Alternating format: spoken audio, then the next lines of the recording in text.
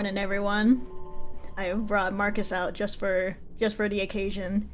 Well, welcome in, everybody. Good morning. Been a hot minute. I'm very excited today. I freaking love Marcus. Oh, she's so pookie.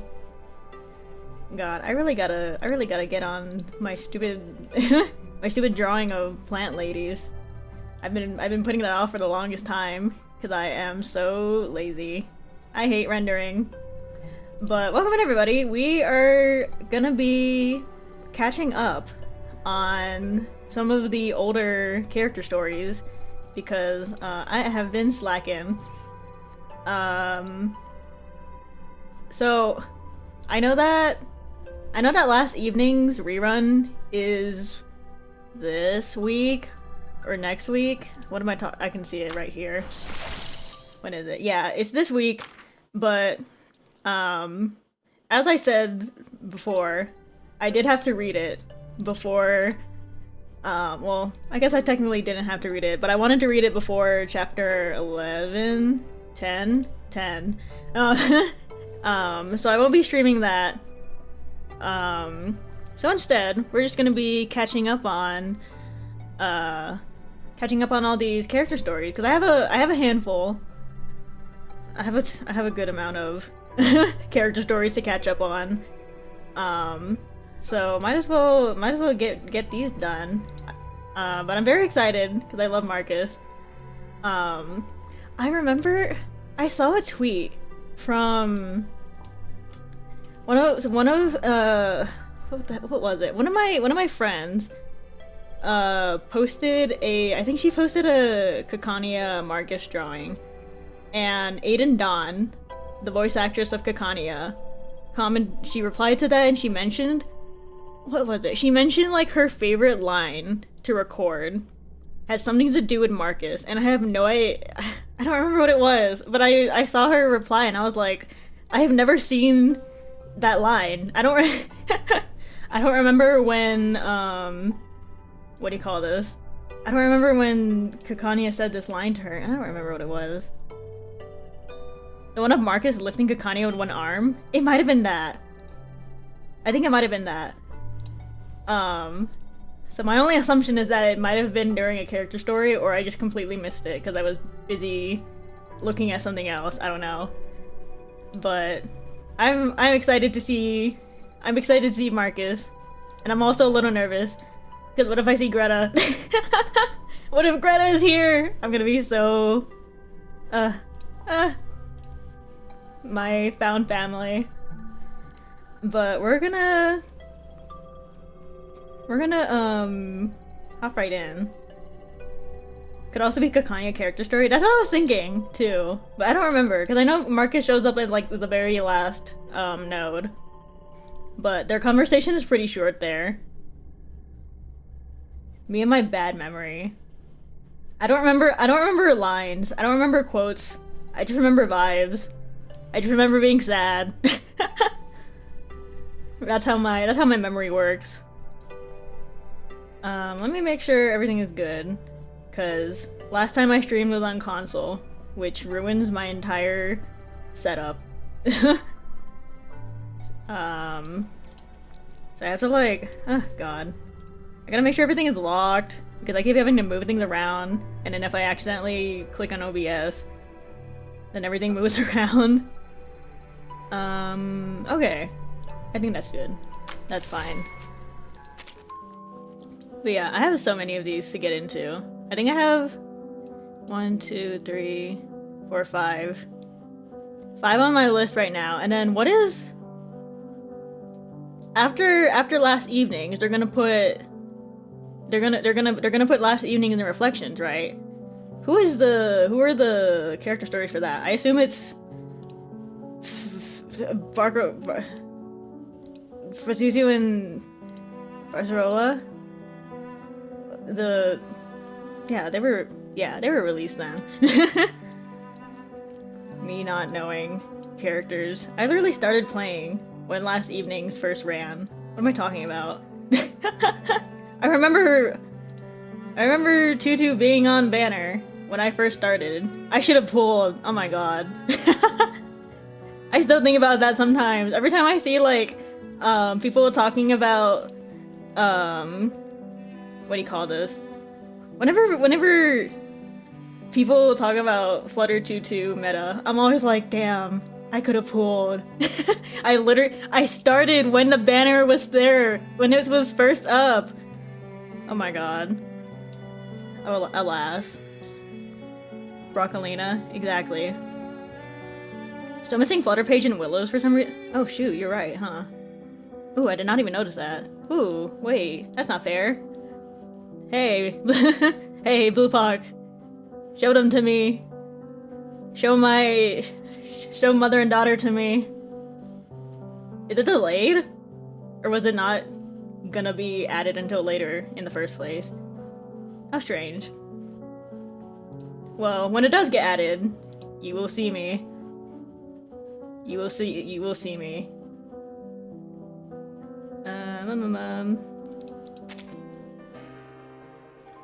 God. The music brings me trauma. Do I have enough water for this? Guess we'll find out. Periodical suffering. Great start.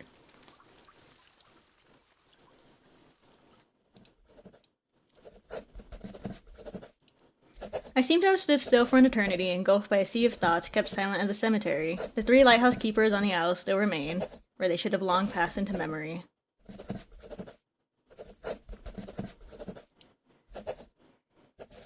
She is so cute. Her I2 is so cute. The cuteness aggression I get from Marcus is unreal. Every time I see her, I'm always like, oh, I just want to squish your cheeks. I just want to pat your head. She's so freaking cute. Okay, focus. So much has transpired here on the Flannan Isle, as each and every event etching itself into my consciousness.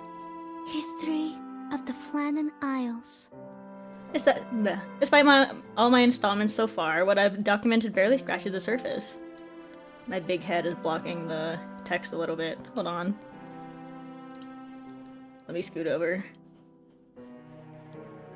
That's fine. The readers, I believe, share my eagerness for the next issue of the Daydream Post. I cannot let them down. I really love the what is it? Like literature book club of Marcus, Recoleta, Sonetto. There's another person that people like to group them with. I don't remember who it was. But the reverses little ragtag group of writers. So cute. Yeah, I think Aleph. Probably Aleph. But I love that little group. I love the literature club. The young lady rubs her eyes and refocuses back to her writing. The history of the Flannan Isles column has to fit in roughly a third of a page, but there are so many more stories on the archipelago I've yet to tell, stories the readers still haven't heard. I've seen Aleph get grouped in sometimes, but I do think it is usually just the 3 girls. Miss Dennehy mentioned that even the editors have been following the mysteries of the Flannan Isles with intrigue. If I can keep up that interest, she might allow me an additional section. God. Exactly. It's tough out here for journalists. That way I can present our readers with a more comprehensive look at their stories. I ship Recoleta and Marcus. I get it. I get it so bad. Livened up, she dives back into her writing. The Flannan Isles, a small island chain in the outer Hebrides of Scotland, have been the subject of rumor for years. Even up to today, many mysteries still remain here.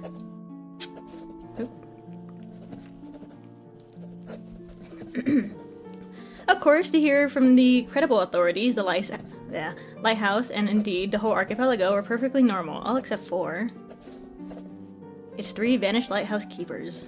Ooh, ghost stories. Speculation over their disappearance drove the public wild, yet the authorities claimed they were simply swept away in a deadly storm. This, of course, did nothing to convince them. Meanwhile, Sailor claimed to have seen coal-black UFOs over the island, casting eerie cold beams of light. Other theories included gargantuan man-eating birds, a bottomless abyss, and so on. Rumors continue to swirl, but the truth remains elusive. Strange. The police report the log entries and the lack of any recovered bodies. They all scream one thing: this is no simple disappearance. 12 years have passed, yet driven by curiosity, I decided I must visit the islands myself, and there I discovered a never-before-seen logbook. The signature on it reads, James, recorded on December 15, 1900.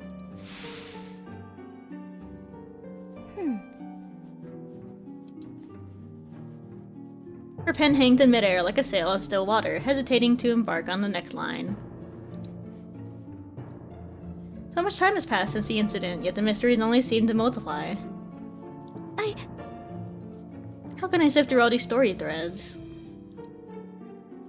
Before setting foot on the islands, I heard other unsettling rumors from the sailors. Ships passing too near often find themselves caught motionless on the sea, with eerie and unnatural ooze forming under decks.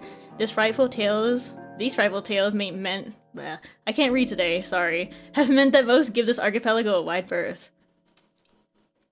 This is a story worth telling. But... Meanwhile, there is the matter of the island's lighthouse, which has, through unknown means, been kept in operation for 12 years despite being abandoned. Ghosts. I would not even be surprised if it actually is ghosts. If I failed to include that sort of mystery in my history of the Flannan Isles, I'd surely regret it. Which, of course, leads to the central mystery of them all, the disappearance of the original lighthouse keepers in the first place. I would read Marcus's... I would buy whatever journal or magazine for just for Marcus's excerpts. Spoiled for choices, Marcus is, nonetheless, in a very briny pickle. An arduous choice lies before the poor girl. History of the Flannan Isles.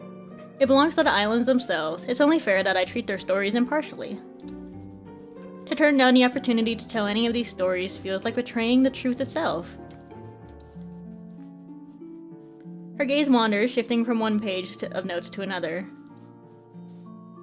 There it is, a narrow path that she could follow to capture the essence of all these stories. I set the logbook aside, noticing the lighthouse just as its light washes past me. After the disappearances, no one proved willing to station on the Flannan Isles. The Island Moor Lighthouse, Elan Island, was left unmanned, or so it should have been. From the base of the lighthouse, I walked step by step upward. Curiously, I noticed the wooden stairway beneath my feet appears to be meticulously well maintained, and stranger still is the warm yellow light spilling from the apex of the tower. Oh dear. They all silently, yet truthfully, convey an astonishing revelation, that this lighthouse has been running just as well as it has since it was abandoned 12 years ago. My footsteps falter, nearly tumbling backward at the realization, yet how could I believe all that I am seeing?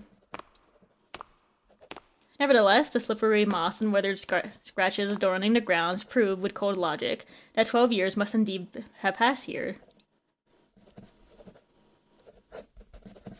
After composing myself, I decide to begin my exploration. Just before I alighted, I sounded the ship's steam whistle to signal to passing vessels, if there were any. Then I took the 3 remaining flares.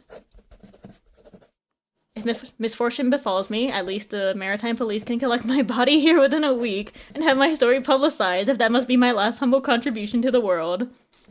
Okay. I mean, planning for the worst. Stepping back onto the island, I no longer feel as relaxed as before. A touch of fear and sorrow occupies me, but thankfully my heart still harbors the courage to strive for knowledge and human progress. And to unveil the truth of this mysterious place. Door locks won't bar my way. I deftly climbed through a window, entering into a cramped space that, by all rights, should have been long forgotten and moldering. Marcus has fully immersed herself in the world she is recreating, wandering freely along the blank page, then back to the ink-stained words. The kitchen door is open, though there was not inside. Not even a moldy apple, a rotten orange, nor even a cobweb. My mind, as yet stiff with anticipation, suddenly and involuntarily relaxes as it stumbles over an idle thought. Perhaps. Perhaps this was nothing more than a prank, if a poorly executed one. Or perhaps a kind-hearted soul, for the safety of all the ships in the area, made a habit of replacing the lighthouse's lamp and repairing its rusty screws, but bound by some secret honor, swore to never tell any of his work. These are, for now, my best theories on the nature of this mystery. Marcus wheels her pen with renewed fire, drowning out the sounds around her. She has very flowery writing, which is making me laugh, because I totally write like that. Out of obligation, I settled on making a final cursory check before leaving. To think it would mark the beginning of a whole new chapter of this unfolding mystery.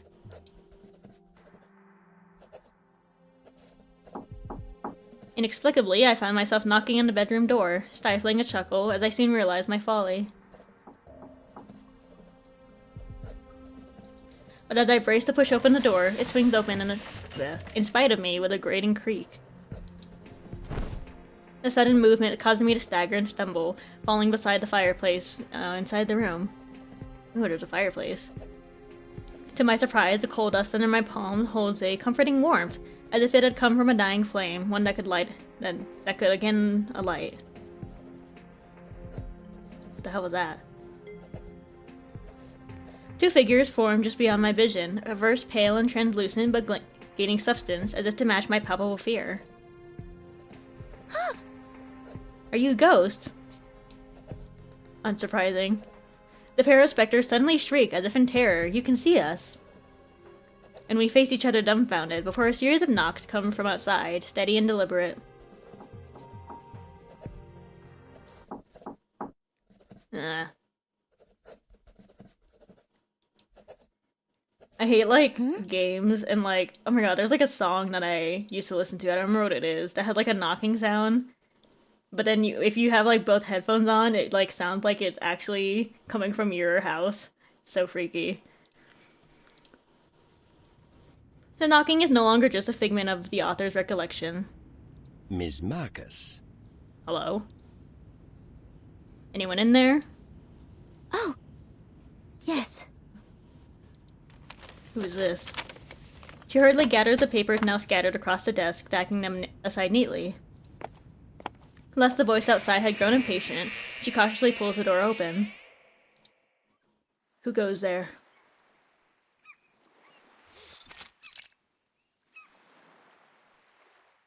Ms. Marcus. Oh, hello.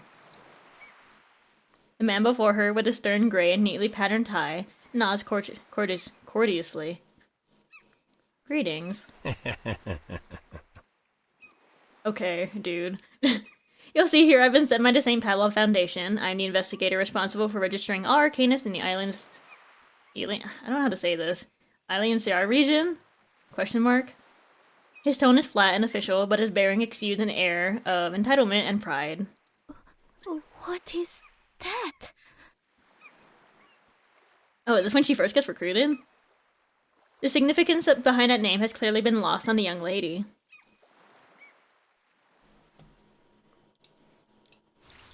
Oh, this is when Marcus first... Oh, we're totally seeing Greta. Oh, god damn it. Okay.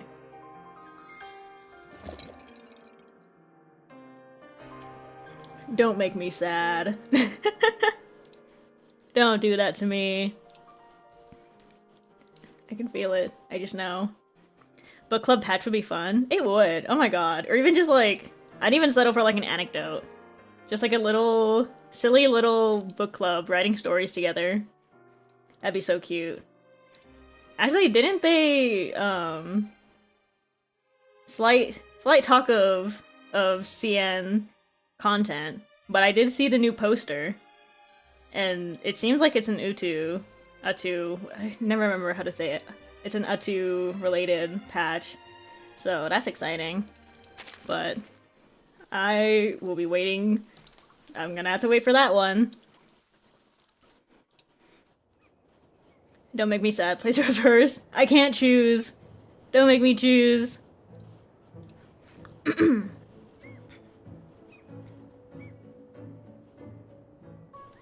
Ooh. Maybe I should get more water. I'll be fine. If you notice the deterioration in my voice, no you don't. If I'm not mistaken, Alien CR is the Scottish Gaelic authority in charge of Scotland's Northern Isles. Ooh. I want to go to Scotland. That seems like a nice place to visit. Seems really pretty. The two arcanists at the door exchange identical puzzled glances.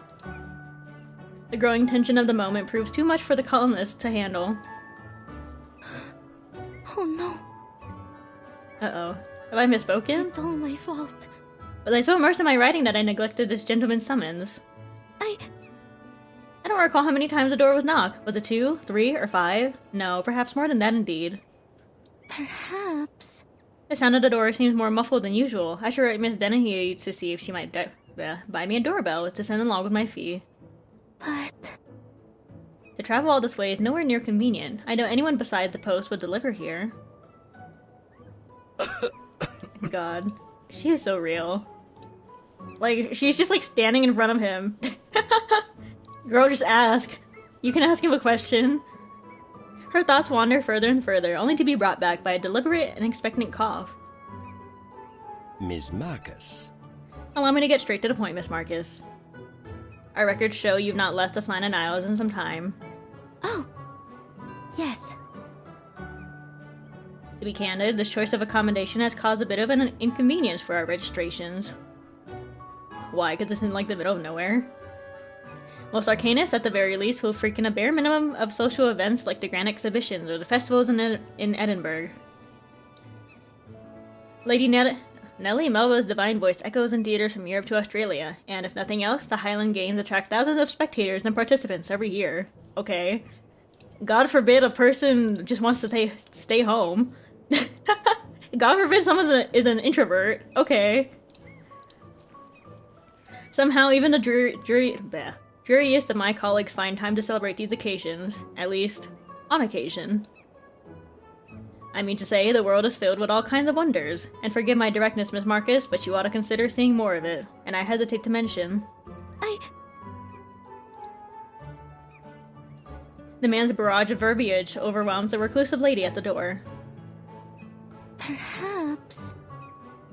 Perhaps this gentleman has caught some kind of mania, or have I really been isolated on this island for too long and forgotten that people are all talkative like this? Oh my god. Why is she me? Calm down, Marcus. Fist clenched, she quietly cheers herself on. The current situation calls to mind a page of advice from Introduction to Social Etiquette. Okay. I'd like that book too. Rather than admitting their ignorance on a subject, a cultured person is wise to steer the conversation towards grounds more familiar to both parties. And for this gentleman, a most suitable topic would be... I got it! She's so cute. Lifting her head, she realizes she must seize the opportunity to pierce through the man's blather. Sir?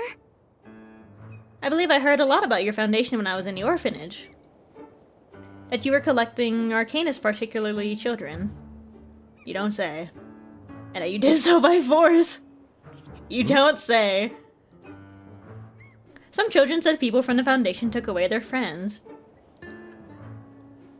The investigator's face grows somber. Evidently, their conversation had not been going as prescribed by the Introduction to Social Etiquette.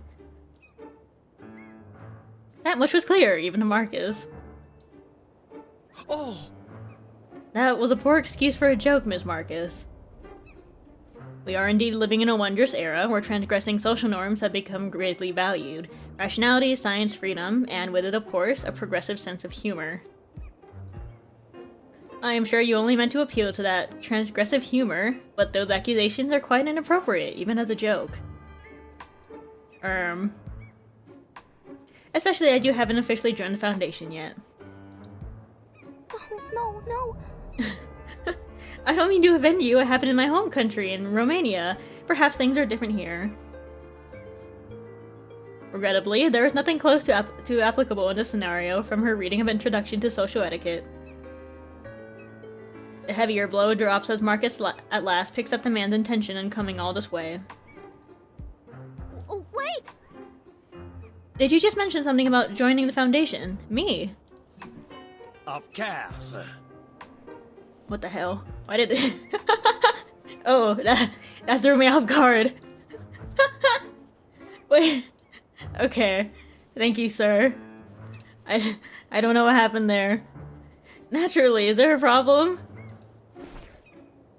He adjusts his lapels in both hands as if launching into a well-practiced speech. Ms. Marcus. Shall I take it your heart is beating so fast out of excitement? I understand how you feel. Many new colleagues have experienced similar emotions, but please, don't worry. The Foundation has a full-fledged medical support system. Sir? Ever the jokester. Would you stop for a moment? Her voice trembles as she speaks. I very much appreciate your coming here. I've come to fully understand the importance of the Foundation and its popularity among other people. And, well, of course, I'm grateful for your invitation. But as you can see, I currently have some unfinished tasks at hand, which are related to my dream. Marcus turns her gaze back, staring at the small corner behind the doorway, her world of writing. Oh! Oh my god, is he...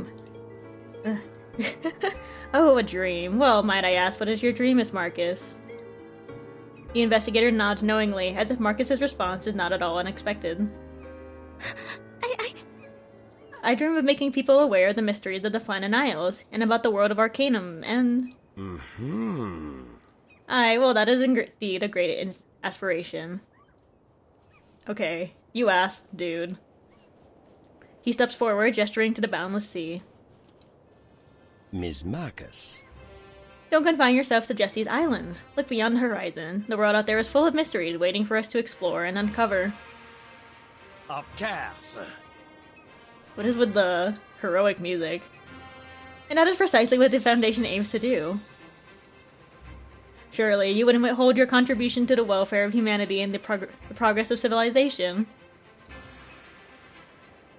No, indeed, this closely aligns with my goals. It's only that... She pauses, following the rest of her unfinished sentence.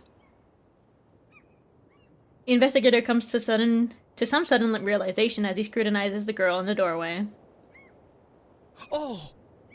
Of course, you're a renowned writer with countless readers awaiting your next piece.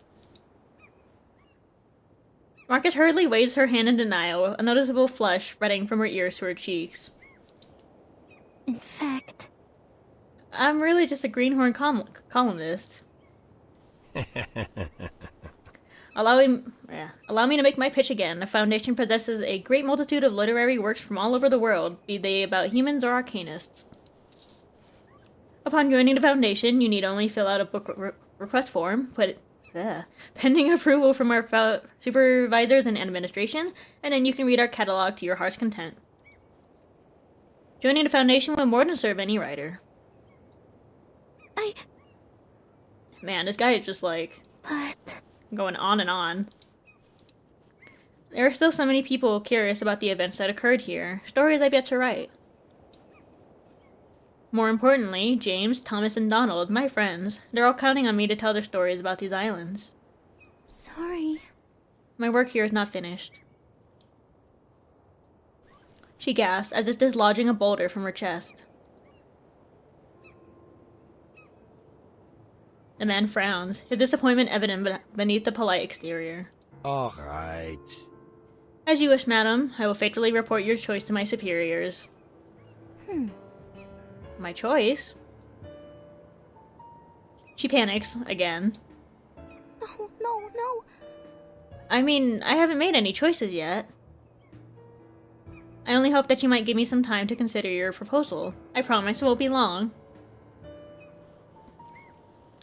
Whether moved by her nearly pleading tone or swooping in on his pitch again, the investigator clears his throat. But... As you wish, but I would caution you that the Foundation enrollment capacity is limited.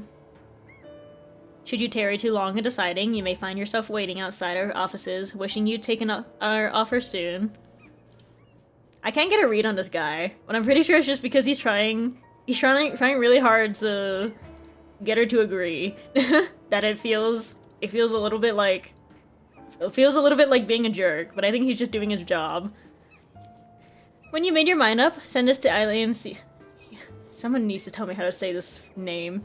Eileen CR. No need to write a specific address, just a foundation will do. Ugh, a resume. He hands Marcus a letter with a checkered pattern, then turns abruptly without looking back. Left alone, the girl sways and collapses to the ground. Oh, Pookie. The blank form is clenched tightly in her hand, creased with worries. The Foundation is a renowned organization, one that possesses a significant number of arcanists like me. It might be the source of insights for my future work. Not to mention the Foundation's colossal collections of books both on Arcanum and human society. But... Still, I have to think about my readers. They'll be waiting for the latest stories from the Flannan Isles. Not to forget that Miss Dennehy holds great expectations concerning my work. History of the Flannan Isles.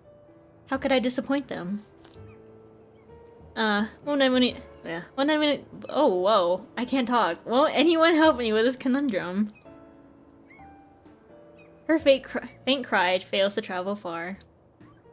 It fails even to drown out the sound of renewed knocking. Oh? Hmm? Who goes there? Oh, hello. Oh, what? What is happening to your face, sir? Are you a ghost? Ahoy, Miss Marcus, you're finally awake.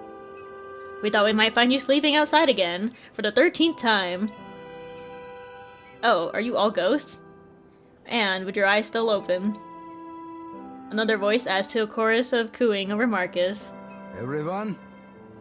Nothing unusual with it, boys. Our wee Marcus has always been good at sticking her nose around, looking for things she can, what'd you call it again? I read. Okay. Oh, hello, Mr. Thomas, Mr. Donald, and Mr. James.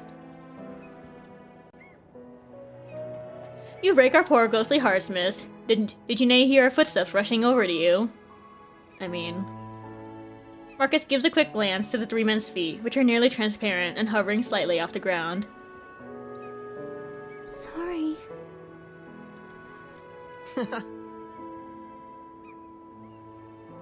Right, no time for beating around the bush, Cuddies. Cuddies? Give the letter on over to the lass. I bet it's another admirer heaping praise on our Marcus. Well, Marcus, I didn't know you have 3 dads. Another letter is handed to Marcus, bearing a pattern familiar to her. Dene? I don't know Scottish accents. Don't worry, Miss Marcus, we were good, just as we promised. We remember the tongue lashing you gave us when that last postman took a tumble into the water from fright. Hello? We were quiet at the church, we were quiet as church mice around the postman lady. And Donald, he can attest to it, what with him always hiding at a distance like a right coward. What? Don't call me a coward, but I promise you, Thomas hasn't spooked them. Nary a bad face nor wink this time. Still, the postman turned tail the second he tossed down the letter. And just what are they so afraid of anyway? I can guess. I have one guess. This place, I reckon, and that's why we need our wee Marcus and her history of the Flannan Isles to tell our story. That's exactly what our wee Marcus is trying to do. Oh, are these the 3 lighthouse keepers? Or are they just 3 dudes? What's wrong, Miss Marcus? You seem a mite troubled. Something odd about that envelope? Rejection letter. Aww. It's a rejection for my 15th edition of History of the Flannan Isles. Aww. Oh, Pookie. Have Marcus and Winsong interacted? Have they met? I'm sure they get along. Ever heard where Peach Melba got its name from? I don't think so. First I've heard the name. Needs to fill its quota of recruited children for the month. Honestly, unsurprising. Proud of the job description, joining the Foundation. The rejection letter shakes in her trembling hands. We regret to inform you that after discussion by the editorial board, we will be unable to publish the 15th edition of your History of the Flannan Isles. We would like to share with you our primary concern regarding this edition. Since its publication, History of the Flannan Isles has garnered intense discussion among our readers. We are well aware of their curiosity about the mysterious archipelago and all of your skillful writing. It is in this hope that we ask you to revise your latest edition to reveal the truth about the 3 lighthouse keepers in greater detail. It cannot be understated that we are by no means doubting your capabilities, Miss Marcus, but with their limited understanding of Arcanum, most of our readers have expressed that they are more interested in what happened to the lighthouse keepers, the truth. They believe that you can unveil this mystery that has puzzled us for more than a decade and come to a tidy end for the story.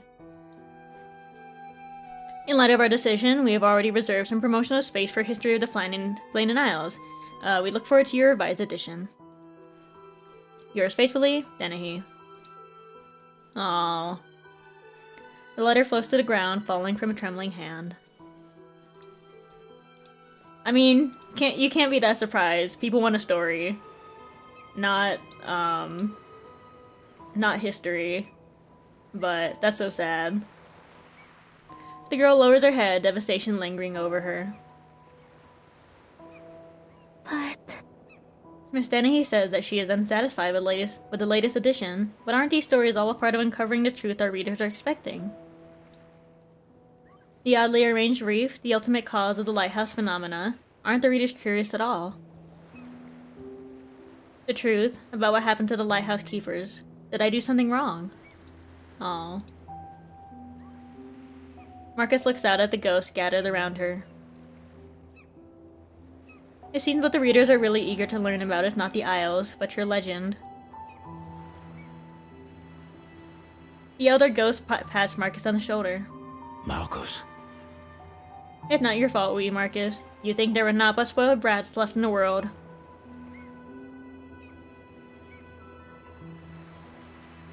Aye, but you can't blame them, can you? How could rocks and lighthouses compete with the tale of 3 seasoned seafaring spirits?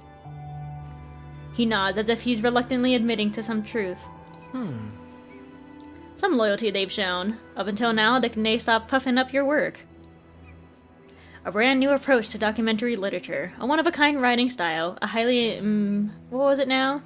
A highly immersive reading experience. The younger ghost recites the remarks indignantly. They said it themselves, and then in just a blink, our wee Marcus is no longer what was it they say? A progressive icon of literary trends, or some old song like that. I like Thomas. Sir? Mr. Thomas, please, say no more. In fact... I can never live up to that kind of praise. Besides, there's no denying it. This is a rejection letter. Marcus's cheeks flush in shame, her head lowering deep into her chest. Suddenly, a flood of thoughts flow into her mind. Oh dear.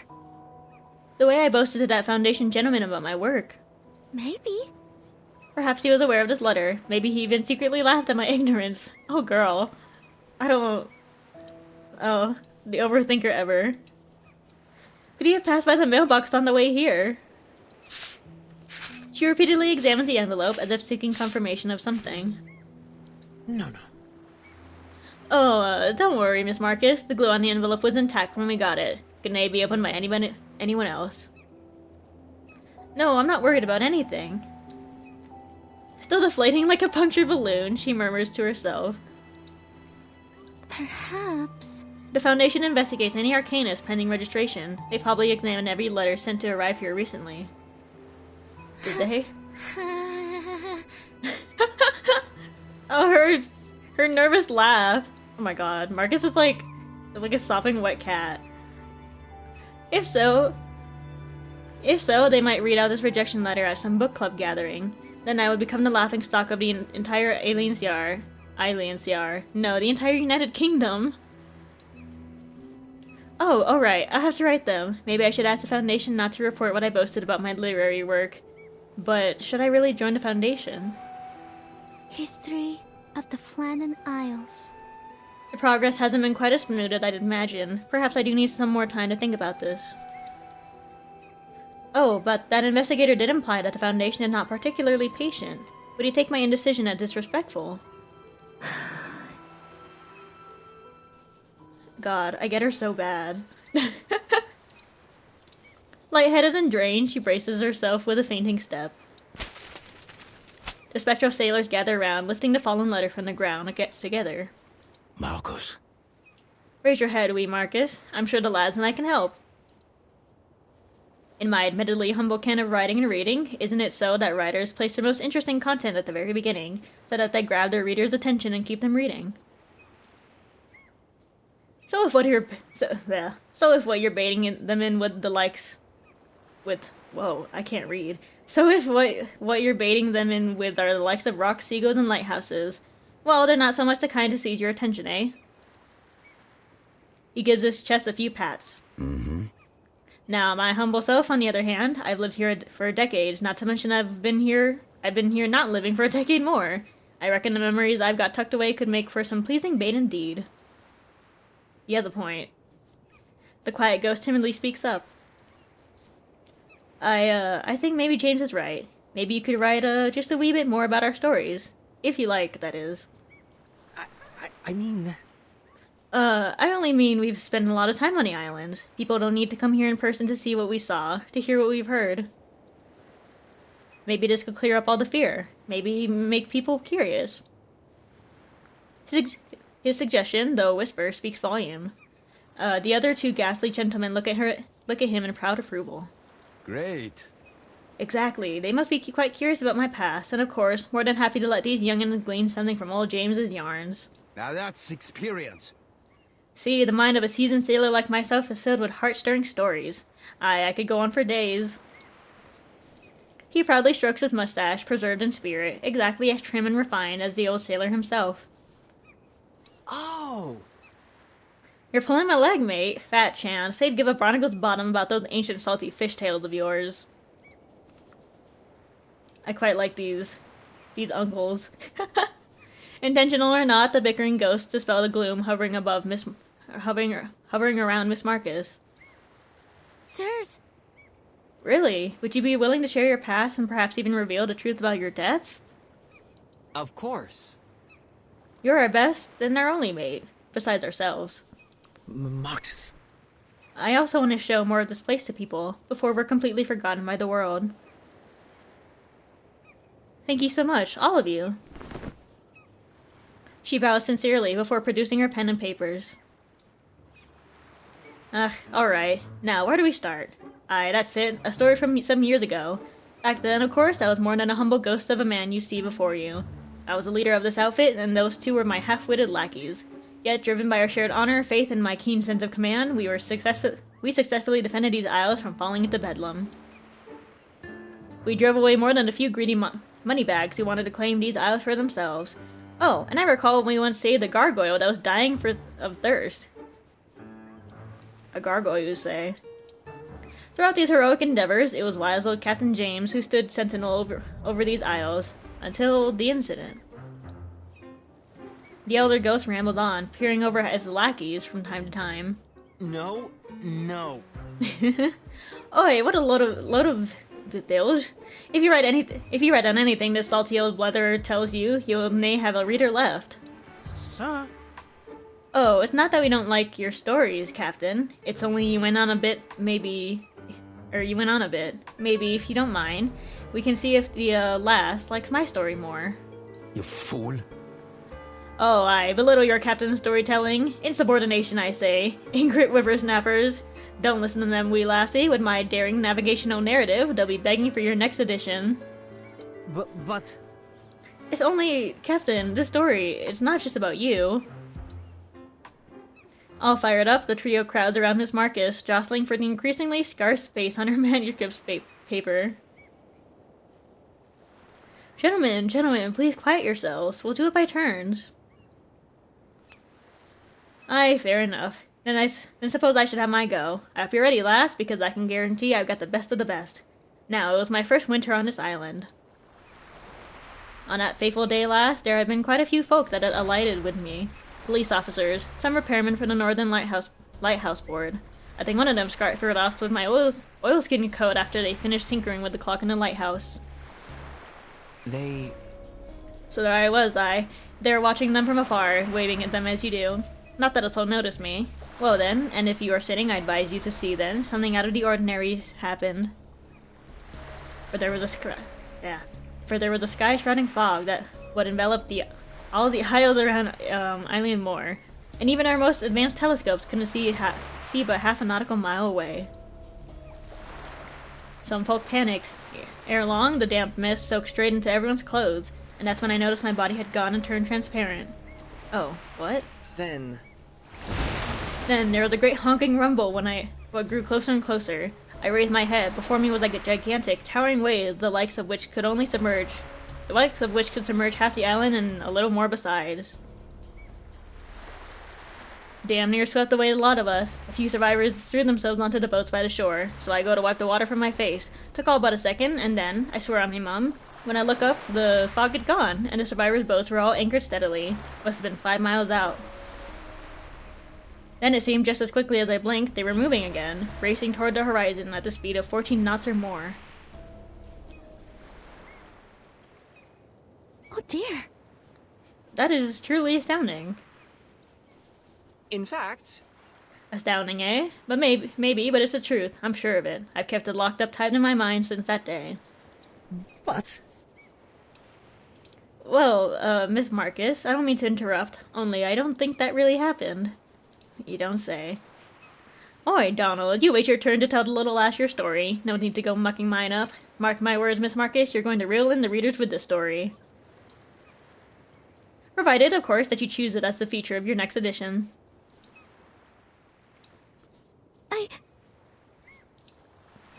She has decision paralysis. Me too. Her motionless pen gives away her hesitation.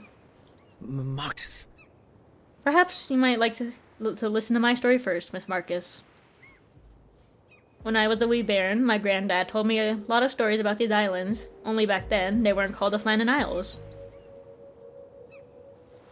Island Moor and its 6 nearby islands were altogether referred as the 7 Holy Isles.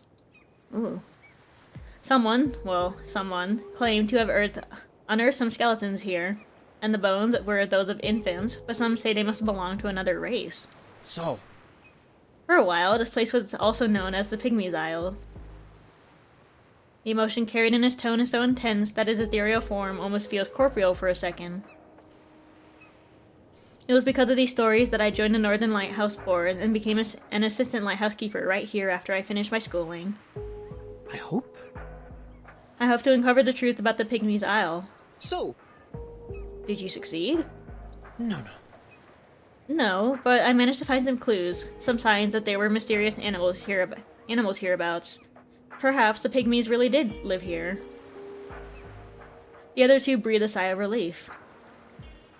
I'm afraid there isn't much meat on the bone of that tale, lad. It won't be due for the main dish of the wee lassie's edition. Hey, that seems interesting to me. He strokes his mustache, feigning a sense of pity. that's right. Sorry, lad, but your story is even mustier than the captain's, and his was rustier than a knight's armor. It might impress a few old folks, but other than that, it's a dud. Oh, but I have evidence, Miss Marcus. I'll prove it to you. The 3 spooky would-be storytellers devolve into another fruitless argument. Now that's experience. Not one of you has the learning to understand the mind of our lass's readers. She needs a proper story from a refined gentleman with a wealth of experience. Oh, sort of what your experience. What the lass needs are the events what led us to our debts, not the moldy old sailor's yarns. Oh, memory was it? And you said I was spinning yarns. I've never seen anything like what you described in all my years here. But We can't go making things up just for a nice story.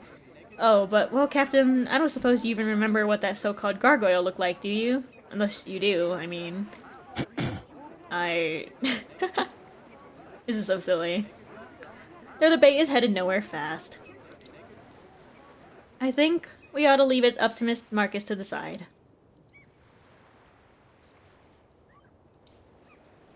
The 3 shift their gazes onto the girl before them. Finally. Captain James's recollection is certainly the longest and most complete. I'm sure the readers will appreciate his thoroughness. But Thomas's experiences have the closest ties to the outside world and the mysteries of their deaths, which might corroborate some circulating rumors. As for the story of the Pygmies Isle, it seemed like it might have the most rich historical elements. All of these are worthy of being recorded in more detail. Her evasive gaze can't escape from the three spectral lighthouse keepers' eager eyes. She finds herself caught between the ghosts and the deep blue sea.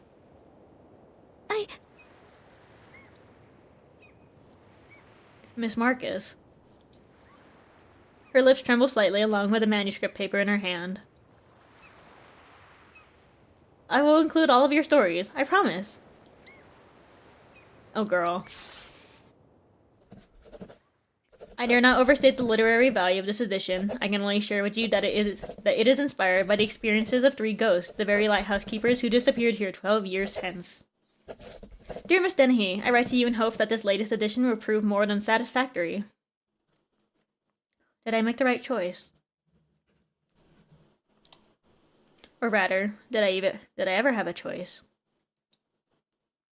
In any case, I finally completed my edition. Oh damn. Oh my god, she locked the hell in. I hope nothing interrupts the delivery. Moreover, I hope it doesn't get rejected again.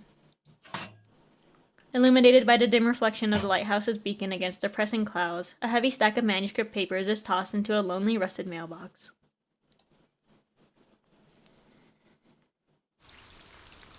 That was kind of sweet. Three uncles. Three uncles just trying to help a girl write a story. Why did it push me all the way here?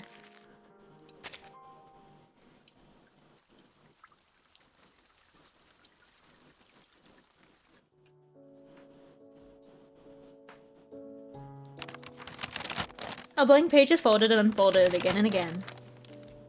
Oh, hold on.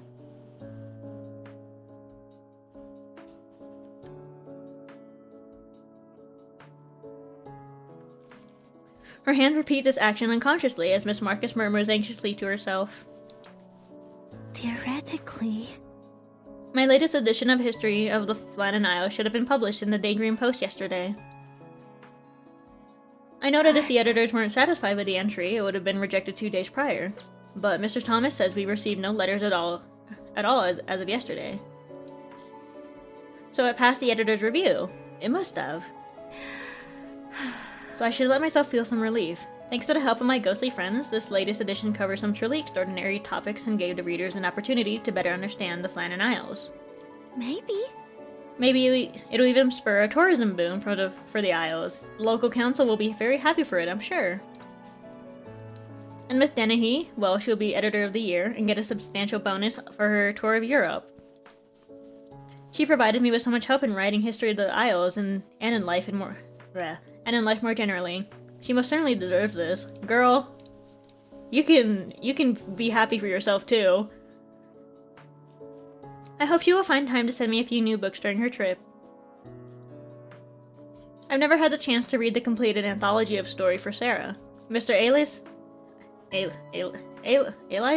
is truly ingenious. Even just a few excerpts I have from his work have inspired me so much. She muses to herself, losing herself in the tranquil depths of her world of literature. Unfortunately, her moment of tranquility passes all too quickly. Marcus. Miss Marcus, a whole platoon of postmen just got off the ferry. Somehow unperturbed by the panting ghost popping his head out through the wall, Marcus reaches the meaning behind his message in a sudden rising start. What? Oh my goodness. A platoon of postmen?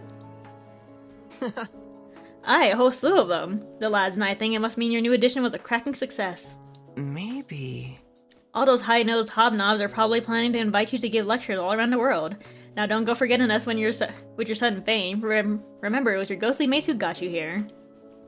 So true. Miss Marcus rushes to her coat, and together they speed toward the island's mail drop-off. Three ghastly gentlemen and one gasping girl stand in front of the small mailbox, exchanging anxious looks. Marcus. Ahoy, gentlemen. Miss Marcus. The postman already came and went, left as soon as they dropped off these letters. Oh, damn. That's it? They don't ask for any local postcards, perhaps an autograph from the stars of the latest edition? Well, no. I suppose I don't want to spook them, since Miss Marcus asked us not to. Everyone? Oh, aye, they were the ones spooked, yeah? Just as well, lad. We'll need some time to adjust to our new lives as undead celebrities. Now, stiffen up. Only a landsman gets nervous over a little rising tide. These letters are all for me? The ghosts nod in unison. It can only be, wee miss. You've most certainly written a fine piece, only natural that it might bring about a bit of zealotry. But... Still, there are so many letters. My girl is famous? After adjusting her scarf in an attempt to cover the flush of her cheeks, she reaches over quickly for one of the letters. But as she opens it, the words within leave her painfully stunned. Oh god. What is it? I want to apologize for my candor, writing to you as a fan of the much celebrated writer for history of the Flannan Isles. But I feel I must express my disappointment, not just for myself, but for the thousands of other readers now feeling equally deceived. Oh, come on. When I first read your column, I was captivated by its vivid Excuse me. I was captivated by its vivid psychological descriptions and the detailed introductions, prompting me to buy issue after issue of the magazine and even recommend it to my friends and family. Yet, I see now you and your publisher have concocted a massive fraud, leading us in on a long con to rob us of any satisfaction. Oh my god. Her hand freezes in place, unable or unwilling to turn the page. The Daydream Post never stopped praising the upcoming edition of History of the Flannan Isles. They claimed it would finally lift the cloud of mystery looming over the Flannan Isles once and for all. I waited eagerly for almost a week for this vaunted new edition that was supposed to unveil all mysteries. Only for you to introduce some sad old captain with a ghost story, an overly foggy day, followed by some island swallowing wave, and then a bit of old history about the Seven Holy Isles. And nothing else. You claim these ghosts have spent more than 12 years on this island, yet you still do not provide a shred of explanation concerning their disappearance. What? Or why is it they became ghosts? You take the word of these ghosts at face value, but are their memories even reliable? Do they have any credible evidence? If these are truly ghosts, then why can't they tell us where their missing bodies are? How can you possibly prove this isn't just another arcanist rambling about her own fairy tales? I mean, I guess. You try to obfuscate the hard questions with these twisted yarns, but all you've done is create more mysteries, stretching them out like old taffy. But I see through it. You never had any intention to conclude the story. You've been stringing us along the whole time. You, madam, are nothing but a fraudster. Not my girl. Don't speak of my girl like that. Oh my gosh. I mean... Can't be too surprised. It's Ghost. Marcus stands still, her mouth agape, unable to make a sound. This letter is truly terrible. Maybe it's just a joke, like the awful pranks Captain James and Thomas sometimes play on me. Now, steady on me, Miss Marcus. It's but a wide shot across the bow. Don't mistake it for a barrage. The rest of these are sure to be glowing reviews. I agree. Aye, the old foghorn's right. Every twee lass or lad thinks he's a critic these days. Let's leave it to the professionals, eh? Where's that letter from Miss Dennehy? If anyone knows what way the wind's blowing, it'll be her. In a daze, Marcus rummages through the pile of letters as if seeking a life preserver in a stormy sea. Soon enough, she finds what she's looking for. Dear Miss Marcus, our illustrious writer for the History of the Flannan Isles column. Dear Miss Marcus, first, as a matter of business, I must admit that yesterday's issue of the Daydream Post, featuring your History of the Isles, was a tremendous sales success. Spurred on by the delay caused by your previous edition, it seems our journal was sold out within hours by your eager readers. But we'd only just started on the second printing before a group of frenzied readers stormed up to our office. Oh my god, it's so serious. They were waving their arms, shouting things like refund, this is fraud, and one particularly exuberant fellow claimed he'd be writing to the Prime Minister to report to you. Okay. After communicating with them, we realized they were all loyal readers of history of the Flannan Isles. They called your history of the Isles a premeditated scam disguised as a documentary. They accused us of conspiring with you to deceive everyone. What absurd allegations. They even redirected their dissatisfaction with the history of the Isles onto us, a small-time publishing house. Okay. Don't play the victim. To be so fair, it was the editorial people that was saying that this is what the readers wanted, and they were so wrong. Oh, they did her dirty. They did my girl dirty. To be perfectly candid, we did launch a significant promotional campaign before the release of this issue. However, it was not a hasty decision, it was out of our trust in you. You promised us in your submission that all your descriptions were based on the first-hand experiences of those directly involved. You are responsible for the authenticity. Regrettably, things have now developed beyond anyone's imagination. We believe that if you cannot sufficiently meet the reader's expectations in the next edition with a sensational conclusion or some sort of revealing of ultimate truth, otherwise you may need to consider a new pseudonym or perhaps change of subject beyond the Flannan Isles, or, more simply, give up on the job altogether. Okay. We sincerely hope you consider our advice above. You can't even, like, phrase that nicer. That's just evil. The bitter sting of the letter saps the strength from her legs as she collapses slowly to the ground and into a heap. Aww. The ghosts attempt, as best they can, to make out what the rest of the letters hold. It is despicable that you would abuse the sacred power of the pen to promote this bizarre so-called arcanum. And how much worse for its plotting, unconnected narrative, if anything at all what you said is true. It would only mean our world has gone mad. No. Wrong letter. Sorry, lass.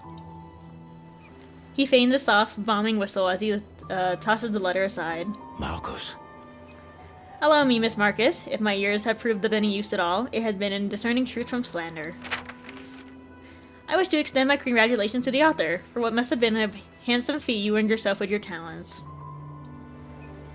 Chief of which must be in huckstering and forgery. I pray you'll fare well during the coming police interrogations for this fraudulent edition. Hopefully they'll be trained to make sense of this arcanist tat. Oh my god, it is not that serious! Apologies, it seems wisdom does not always spring from age. I think maybe I found one that isn't quite so terrible. Really? Doubt. Dear author, I wanted you to know that I fully understood the deep meaning behind this publication. It is crystal clear that you drew inspiration from the stories of Penelope and the Naiads as you prepared us for an endless tapestry and a bottomless bucket. Okay. I'm so glad to be able to bear witness to what you've created. A torture to the senses, which has left me wishing to swap places with Tantalus himself. Oh my god. So long, and good riddance to your interminable stories. Sorry, Miss Marcus. I was never much for reading. Was that not good? Thank you all the same, Donald. She nods weakly toward Donald. Then, in a slow fall, to match the crashing waves against the shore, she collapses completely to the ground. Oh, Pookie. Man, oh. God, the readers are ruthless. Reporting her to the police? That feels excessive. I don't know. Jesus. My poor girl. I'm fully putting the blame on Dennehy, whatever. Because she was the one who was like, ooh, the readers don't care about history and all that. Ugh. Do you really know that?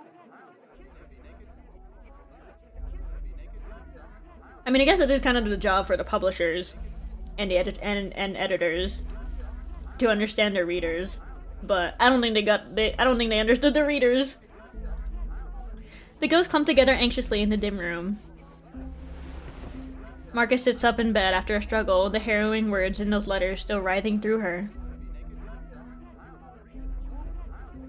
All coming together in a catastrophic clash of anxiety, dread, and helplessness. The nearby voices grow louder, dragging her out from one kind of havoc to the next. What are these voices? I'm dreadfully sorry, lass. But let's get on to righting the ship. We can't bilge the water if we don't find the holes. It's evident to me that our failure must be laid on Mr. Thomas. It's clear it was his far-fetched tale that sets your readers off. Everyone? I can't imagine anyone wasting their precious time reading something so bizarre and fanciful, the likes of which surely spoiled many an afternoon tea. He crosses his arms, turning with a vexed expression to his compatriot. No. Oh, it wasn't my part, eh? Here and I thought the captain goes down with the ship. In fact...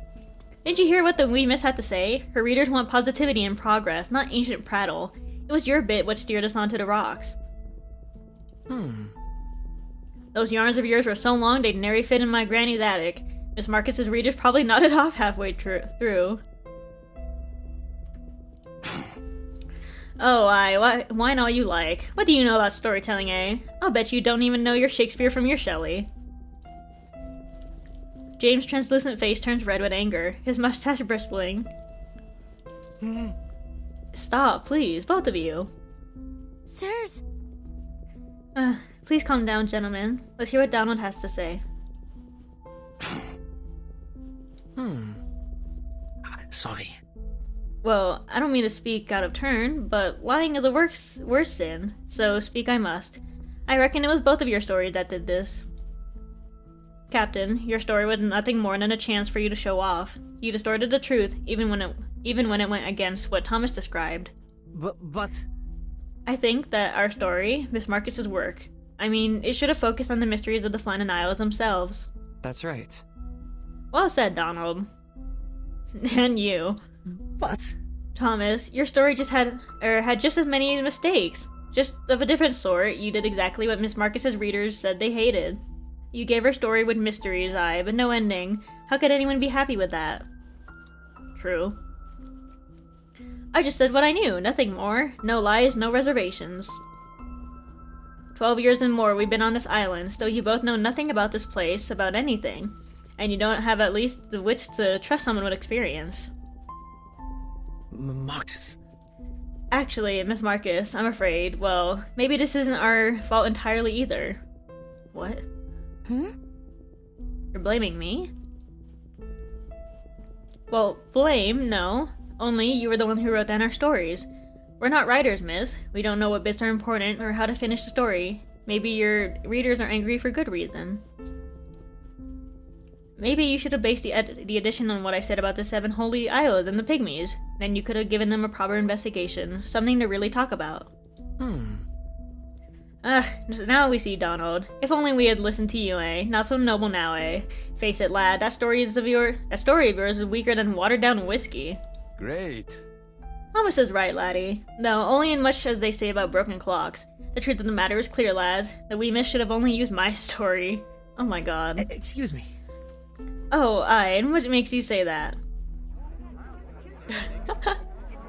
Oh my goodness.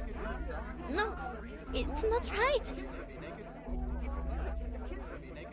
The spirited voices of their heated quarrel engulf the entire room. Marcus does not need this right now.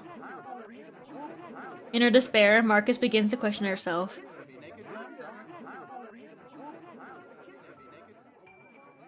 When exactly did the story of mine turn into a catastrophe?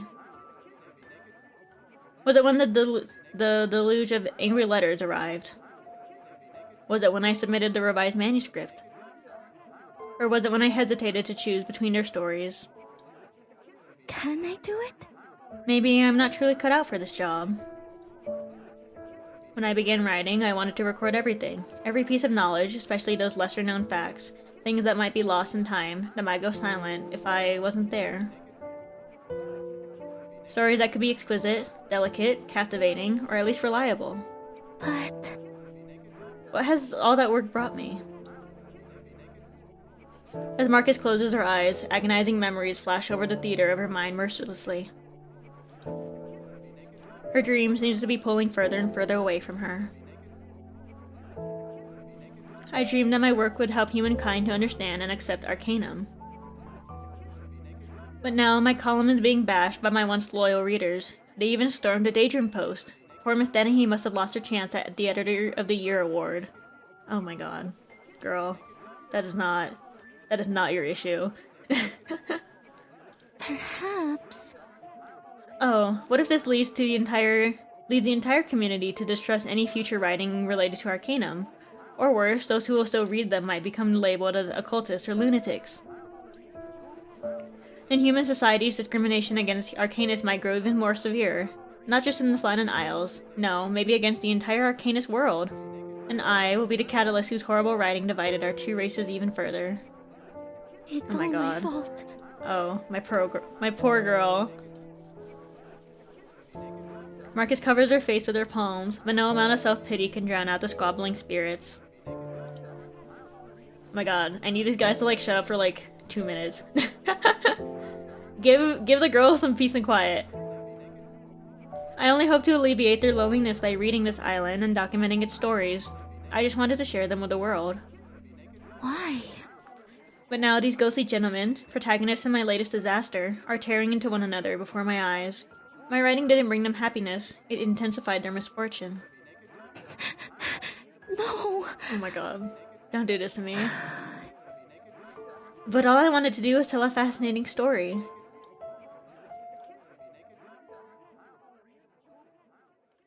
She lets out a loud cry from her corner, hoping to silence the continual bickering, even for a moment.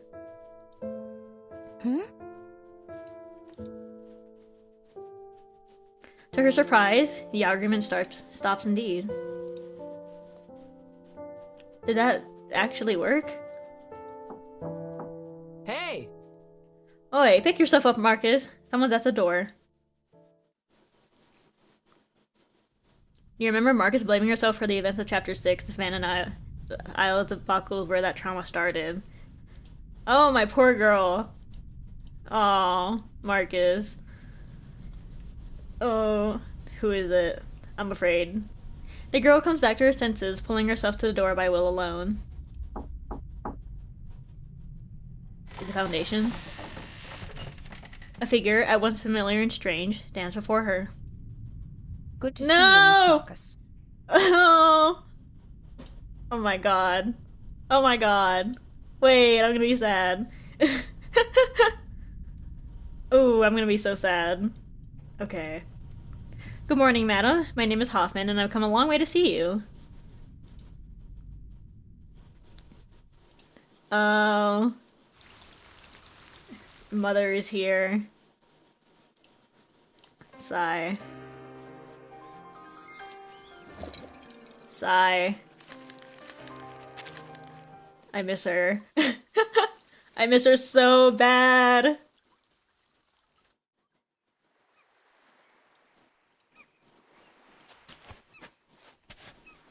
The figure of a woman dressed in a long brown coat walks ahead at a steady pace, followed by the nervous young lady. Excuse me? Are you from the Foundation? Yes. It seems I will be able to skip my introduction. Hoffman nods, seemingly ignoring or neglecting the panic in Marcus's tone. Sorry. I'm so sorry for having made you come all this way. I will respond to the Foundation as soon as possible. I promise. Hoffman halts her steps and turns around. Her puzzled gaze accurately catches Marcus's evasive eyes. Mm-hmm. Oh, Greta. The Foundation's application has been approved by the local government. From today on, a small portion of this archipelago will be set aside for our use as an experimentation site. Experiments? Yes. For an upcoming observation project jointly operated between the Foundation and Laplace, it involves a new Arcanist theory. Am I not supposed to know about this? Marcus takes a few steps back with a flinch. No problem. No, it's not confidential. Laplace did not intend to keep his work here a secret. Observation Project, Laplace, Emerging Arcanist Theory. I got it! Oh, I think I read about this before. The study of ley lines. Hey. Yes. Correct. Laplace published the theory in their second edition of the Frontier of Times Journal. Just some basic introductions, of course. Nothing monumental. Hoffman nods, nonplussed by Marcus's breadth of reading. The Foundation will be responsible for this project's application, procedures, and field confirmation. Of course, we will aim to minimize any impacts on the natural surroundings as much as possible. She turned around to look at the solitary tower perched on the cliff. Should you or they have any concerns, please contact our Eileen Star branch for further assistance. So, you're not here about my investigation? My sole task here is to survey the Flannan Isles. I have no time nor inclination to meddle in affairs of some unregistered arcanist. The lingering specter of the other investigator finally fades from her mind. Of course. My visit is not part of any assigned mission. I see. This is out of my own interest as a reader. Oh? Oh my gosh. What? You read my column? Mm-hmm. Yes, from the first edition to the very latest. I must say, they have been very informative. The horrifying letters from before seem to have grown wings, ready to swarm Marcus once more. She bows her head as if awaiting the imminent drop of a guillotine. Oh girl. Out of curiosity, I went through the trouble of finding some of your earlier works. You covered a wide range of topics in great detail. Unfortunately, it seemed the space provided to you by your magazine has been, till now, quite limited. Oh, those. They weren't much, just a few jottings, really. I thought nobody remembered them. Though her body feels stiff, Marcus forces out an awkward smile. Arcanum and Lighthouse Lens Maintenance. You remember this article? Oh my god, she really... Oh my god, she really did read all the old ones. That was my first submission after arriving in the Flannan Isles from Romania. Hoffman nods, indifferent to the nearly overwhelming blush on Marcus's cheeks. The way you relayed the specifics of lighthouse keeping with such great enthusiasm, it was as if you had, as if you felt it had something to offer to every reader. The internal structure, differences in lighthouse design in various locales, the evolution of light sources, advancements in lamp maintenance, even the ideal number of lighthouse keepers.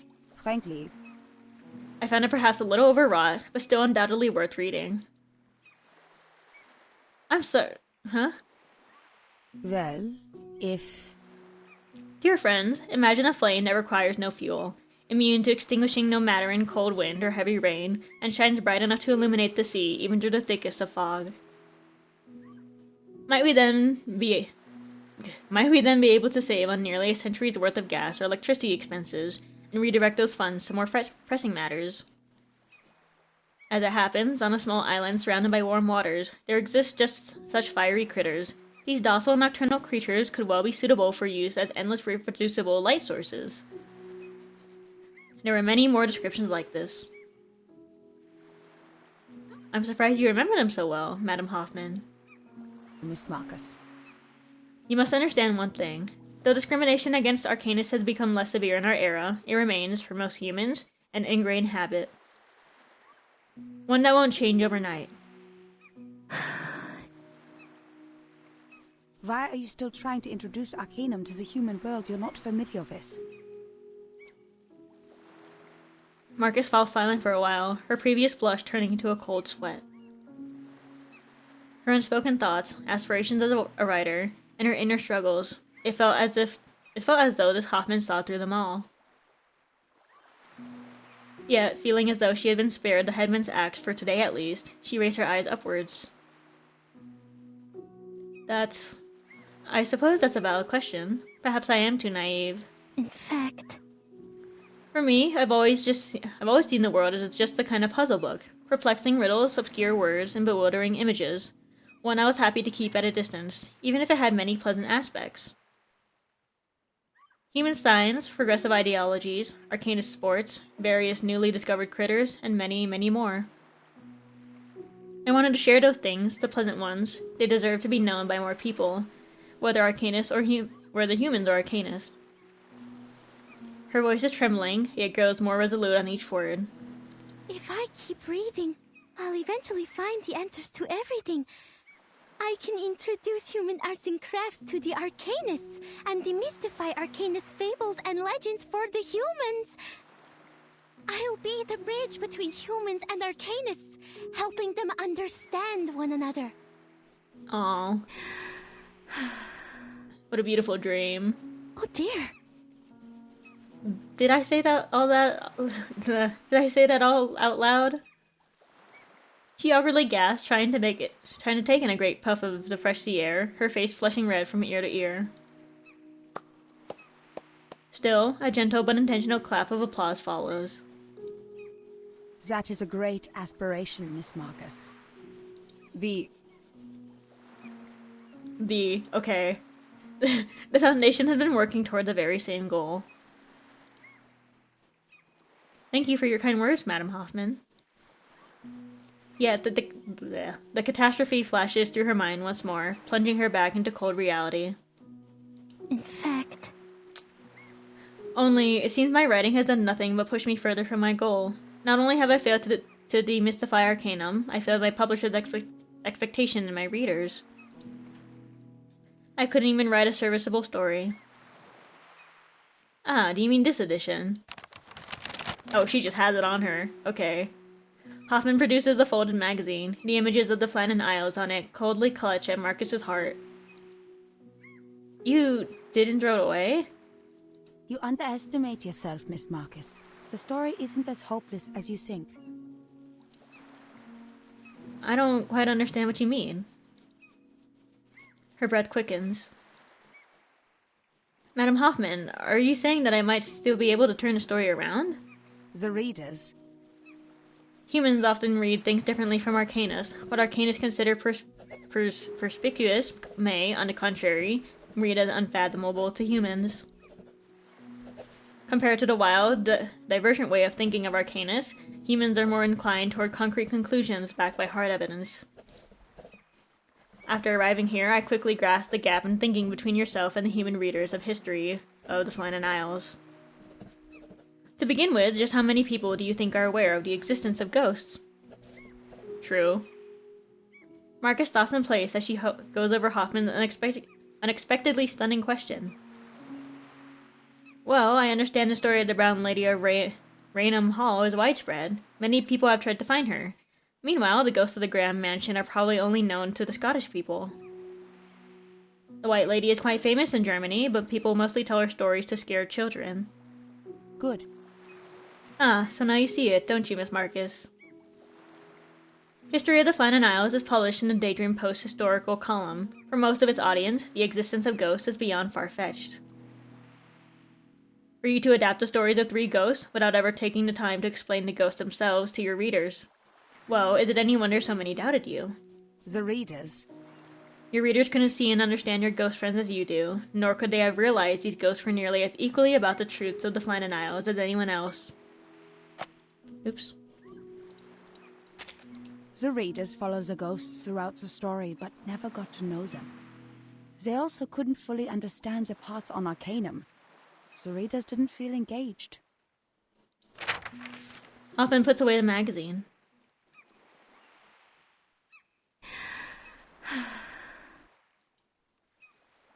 You're right. I kept saying that I wanted humans and Arcanists to understand one another, that I wanted to bring readers a more profound experience, but in doing so I overlooked the obvious. How did I let this happen? A strong sense of regret surges up her throat involuntarily. Humans are often unable to sense the subtle folds in emotions. They're confined by their rational senses. On the other hand, arcanists can just as easily be trapped by their emotions, overlooking the obvious, as you say. So... Don't blame yourself for this. Hoffman. A touch of warmth reaches Marcus's shoulder. Marcus lifts her head blankly, not yet realizing that Hoffman picked up her pen from the ground. As an arcanist, you can read the intricacies of the world that others would easily miss, but that is also the problem. Human readers are more used to sifting through clues and details to make logical sense of the story. They also like to simplify things and draw a single conclusion. I think... If you would permit me to offer some editorial advice for your history of the Flannan Isles, I have a suggestion. But... Please, tell me. You need to find some answers of your own. Conclusions of my own? I think you yourself do not yet know all the mysteries of the Flannan Isles, but do you believe you can unravel all the truths about this place?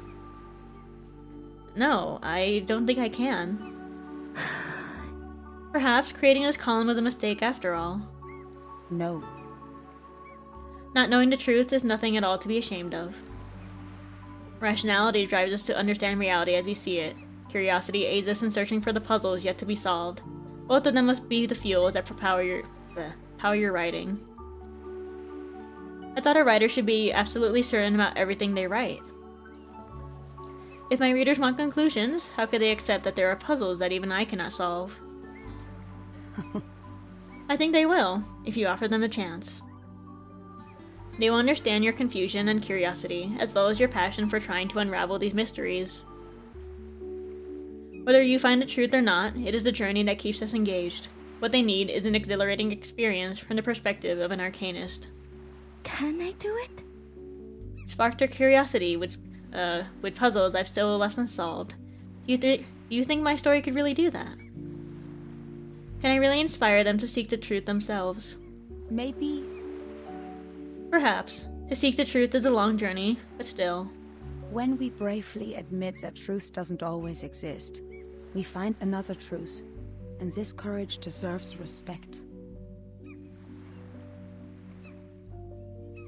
The sun isn't any brighter than usual, nestled under the blanket of cloudy sea air. But its dazzling warmth still seems to scorch her for the first time in a long time.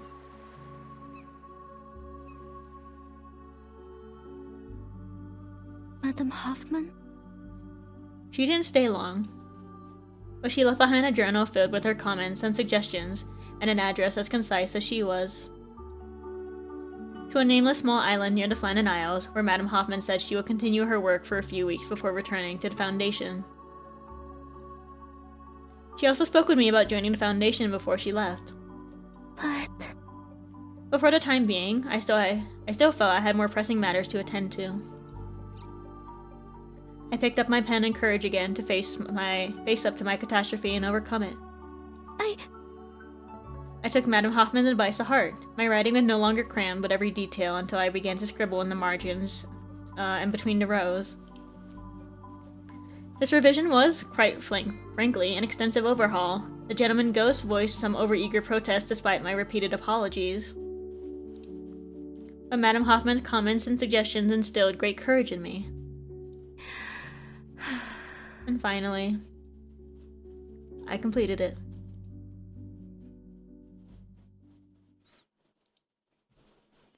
Aww.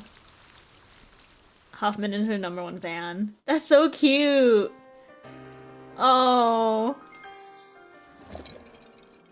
I wasn't expecting that Greta was a reader. She's been a reader. That is so sweet. Oh, I love them. Oh, I miss Hoffman. Oh my god. Also, they give her so many spoken lines.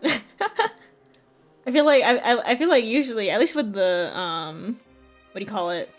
I guess the modern quote unquote character stories, like the ones that have like mini games and stuff. There's a lot of there's a lot less like fully spoken lines. It's just the usual noise and like 2-word lines.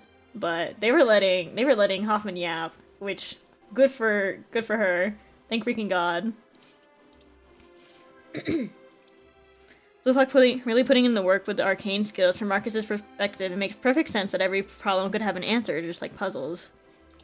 I really like how Bluefuck handles their magic system. It's so neat. It is so cool. Every time I feel like I don't know if it's just because I'm not fully paying attention or something, but the kind of that focus on like Arcanus being emotional and humans being rational is so interesting. I don't think I've ever seen like most games, even if they have like a magic system where there's like a split, you don't really see that kind of such a stark difference between those with magic and those without. It's so cool. It's so cool. I love you, Reverse. We're not even done. Award speech. Ooh. That's promising.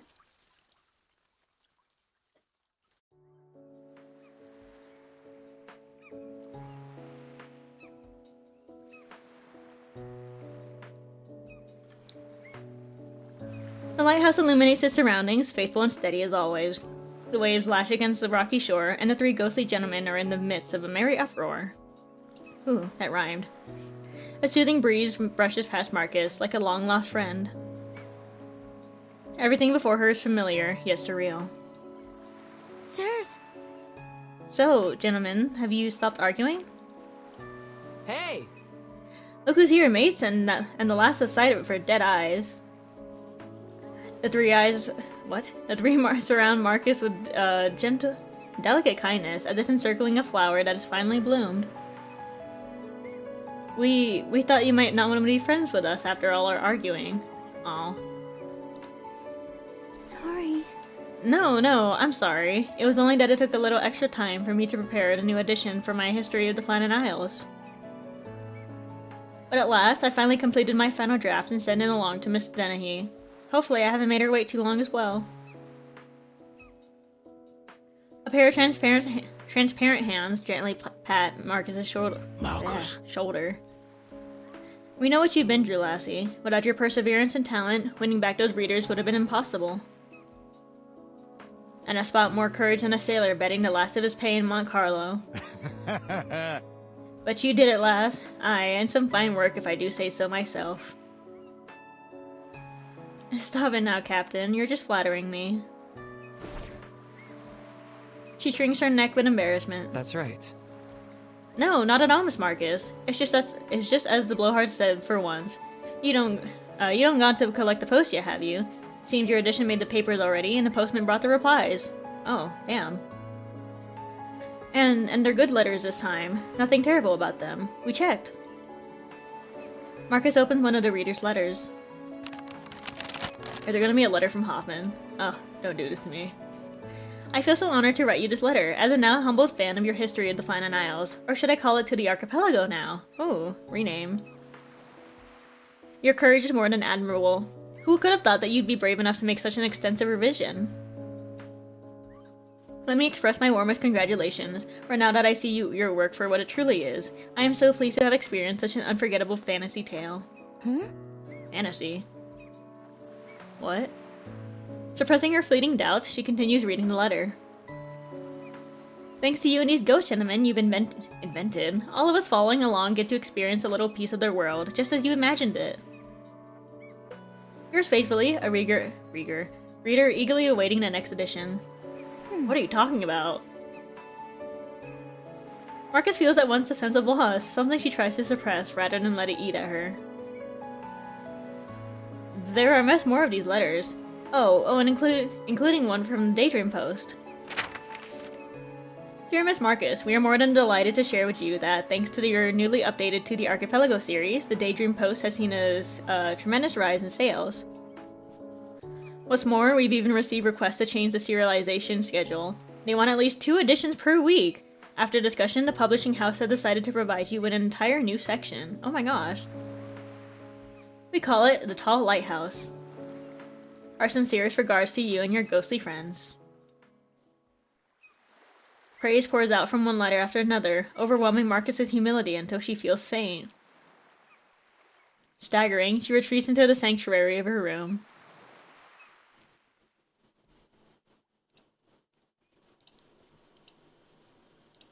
I wonder if that editorial team are arcanist or not. Because the readers are definitely, or at least from the letters, those guys are human, and they don't follow the whole ghost thing. But then Dennehy and the editorial team are just like whatever about it, huh? The excitement conveyed in the editor's letter still lingers as a vivid image in Marcus's mind, yet she remains more than a little perplexed. What? Did they choose to move to the archipelago from the documentary literature section? Oh nah. Unsure about the publisher's decision, she continues writing. Oh, they're treating it as like a ghost story now. Wait. As new manuscripts are sent out, enthusiastic readers' letters are delivered to the island one after another. This is what I call a perfect representation of literary fiction. The tale of this investigative columnist friendship with these 3 ghosts brought tears to my eyes. Oh, this sucks. To dive into the surreal world of mysteries had become a pastime of mine during each and every afternoon tea. Your creative writing has truly brought a smile to my face. Oh, this sucks. I envy the talents of these comical ghosts, and your imaginative, arcanist way of writing is, I must say, a refreshing break from the humdrum of human reporting. I look forward to reading more as soon as you can conjure it up. I personally believe the series deserves the title of Fantasy Story of the Year nominee, and if it doesn't meet the award criteria, we should create a new award for it, something like Arcanist Fiction of the Year. All these letters are brimming with effervescent praise, but all with the same monotonous implication. Overwhelmed by the return of her anxiety, Marcus snaps her pen against the paper.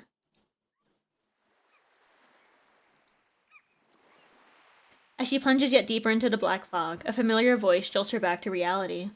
Marcus. Miss Marcus, something on your mind, lass? Seems like you've been out to sea with no paddle, a wee bit more than usual lately. Pining for a vacation, maybe? You're not turning into a ghost like us, are you? You fool.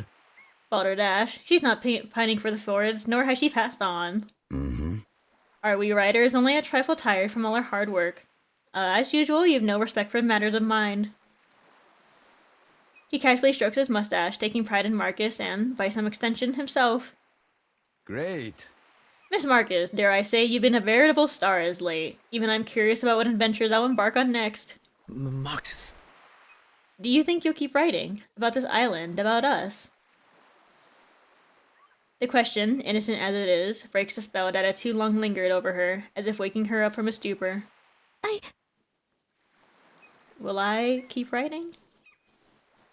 I hope to garner more readers with elaborate stories that have more twists and turns. I hope to make more humans understand and accept arcanists. I hope that one day, humans and arcanists could set aside their differences and join hands to uncover the ultimate truth. I hope to record and represent all the truths I've read to the readers. Even more so, I hoped I'd be able to explore the mysteries of the Flannan Isles with them. What is it that they want? Convoluted mystery plots, wild imaginations plucked straight from the realm of fantasy, and everyone lived happily ever after ending. Marcus looks up in a daze, evading the expectant eyes around her. The sky above is unusually clear, but that doesn't seem to faze her.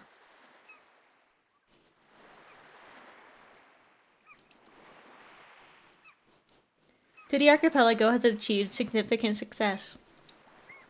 So, why can't I find joy in their praise? The self-questioning abruptly stops. The obvious answer lingers, crawling back from her tongue. To the archipelago is nothing but a well-crafted fiction, a broken puzzle. The people reading it don't care about the truth, nor the real arcana behind it. So how could this be bringing me closer to my dream? This series was inspired by the first-hand experiences of my dear friends. Without their memories, their stories, I could never have written these tall tales. Of course, I know my writing skills contributed a little to this, unprecedented acclaim, but only so much. Madam Hoffman? But it was Madame Hoffman and her invaluable comments that led to the changes that made to the archipelago a success. I can't take an ounce of credit for all of these. Even if I were to explore every inch of the archipelago and unravel all its mysteries, the readers might only see it as the inevitable conclusion to an entertaining fantasy. Is the answer to my dream something I can find in this small archipelago? The whistle seems to faintly echo in Marcus's mind. The steam whistle grows louder, overwhelming her eardrums with its piercing cry. Like a sound emerging from the depths of her heart, a distant call from a grander stage. That's a steam whistle. A ship. Madam Hoffman. Oh god. The whistle continues to sound nearby as a sail of familiar checkered pattern is raised. The final draft is in my room, James. Would you please send it to the care of Miss Dennehy for me? I entrust this mission to you, Captain. Thanks. She runs toward Hoffman without looking back, leaving her puzzled phantom friend behind. Miss Marcus, you're off out of steam. But well, just where are you off to now? Farewell, Captain James. Farewell, Donald. Farewell, Thomas. Oh my gosh. The trapped young lady finally takes a leap forward. She does not look back. Carried by the sea wind, the letters and manuscripts flutter in the air as if waving Marcus farewell. Please wait, Madam Hoffman. The Foundation ship begins to loom larger in Marcus's view. The surprised figure aboard becomes clear to see. Madam Hoffman, I want to join the Foundation. Oh my god. Whoa, hello? Perhaps. That was probably the first decision I ever really made on my own. Why? But why? Why did it suddenly come to my mind?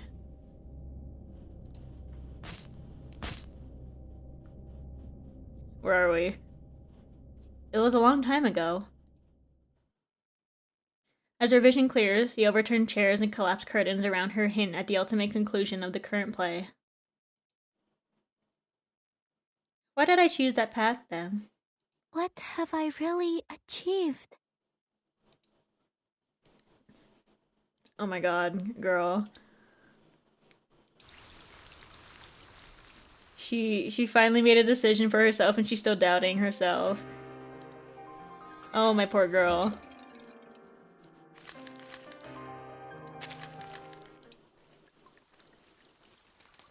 There's no way we're gonna jump back into Vienna, right?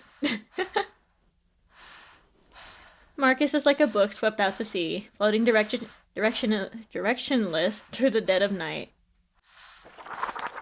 Familiar pages flash rapidly through her mind. Echoes of the past ringing yet again in the present. I remember now. I wanted to make a choice of my own. So I joined the Foundation. I learned of the storm. I bade farewell to my era and my old dream. A choice of my own. But did I really make one at all? A sudden agony almost tears the entire book apart. The spine of the book trembles as it struggles to turn to a new page. Oh my god. It is Vienna. Yes, I've made my choice. Now see where it's led me. I ruined everything. Lady Isolde held a great exhibition where she made that speech. I wish for the Arcanists to unite. This is evil! Oh my god. And establish an independent kingdom of freedom. This is Free evil. from repression and oppression. It's all my fault. If only I hadn't violated the confidentiality agreement, she wouldn't have made that dangerous speech. What I did not only fail to help the Arcanist, but worse still, it intensified the divide between us and humans. Lady Isolde and many other innocent Arcanists deceived my Manus Vindictae shouldn't have fallen into such a predicament. Political assassinations, ethnic conflicts, and civil turmoil have erupted all over the world. History has been altered. The storm was formed. No. I shouldn't have. I should have never called out to Madame Hoffman that day. I should have stayed on the Flannan Isles. Oh my god. Madame Hoffman. Then comes a clearer, more suffocating page. Don't you dare! Don't you dare! Oh my god. No! Madam Hoffman! Don't cry, I gotta die. Marcus. I know what I'm doing. The future is yours. No.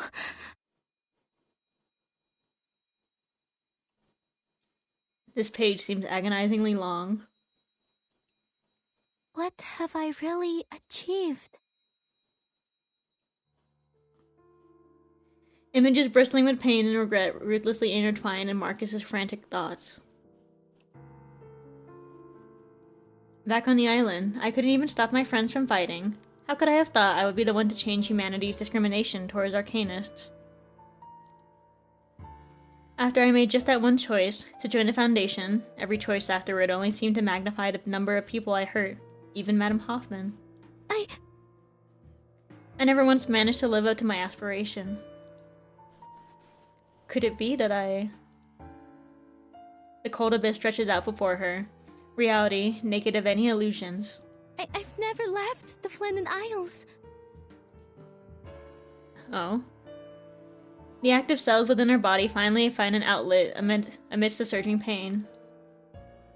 A strange scent invades the air, blurring Marcus's vision.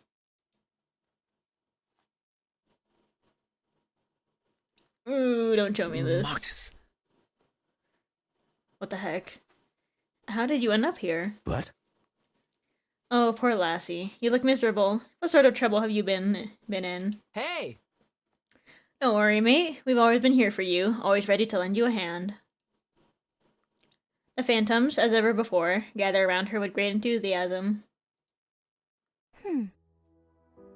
James, Donald, Thomas. Her long-suppressed emotions finally breached their confines, finding a soothing haven on the windless island. Aren't you disappointed in me?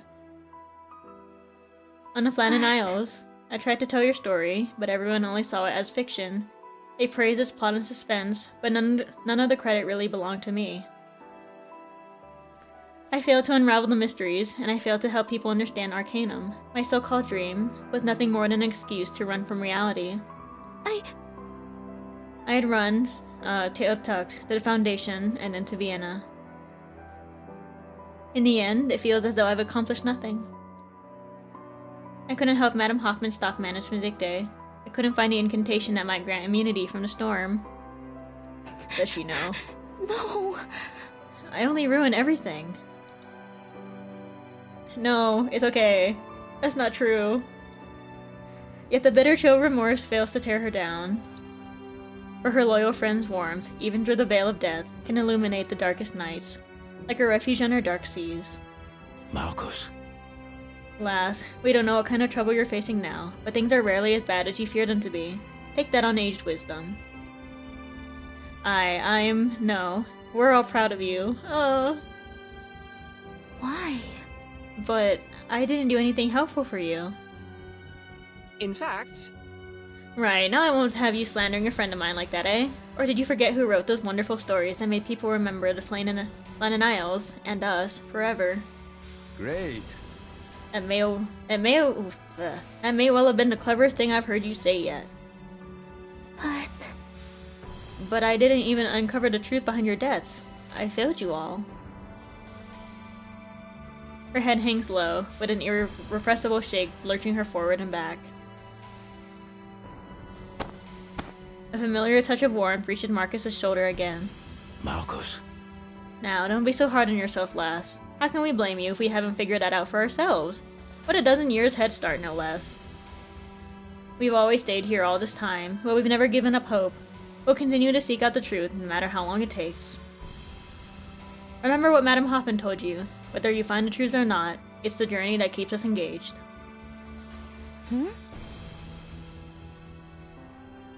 Suddenly, she's reminded of that addition. Why was it so loved by her readers? You remember those letters from your readers? So many bright ideas trying to fix the puzzle you set out for them. Nary one got close, eh? But remember the fun we had talking them over. Finding the answer is not what really matters, lass. What matters most is our perseverance, our courage to carry on. Marcus finally lifts her head. Madame Hoffman? She understood that lesson all along and tried to pass it on to me.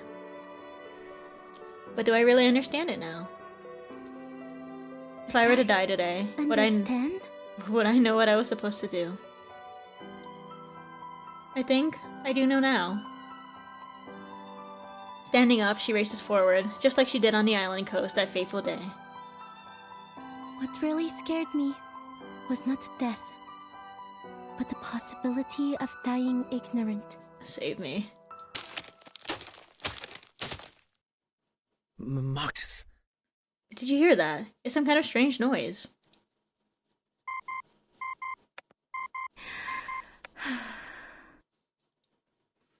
She takes a deep breath and opens her eyes. We can still make this right. Doctor, wait! There might be another way.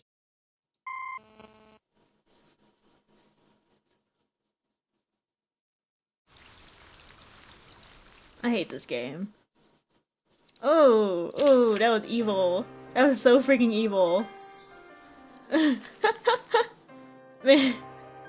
Maybe it's just because it's been a while since I did chapter 6. But that's so evil. Oh my god. Oh, Marcus. Oh. That's so crazy to me. What do you call it?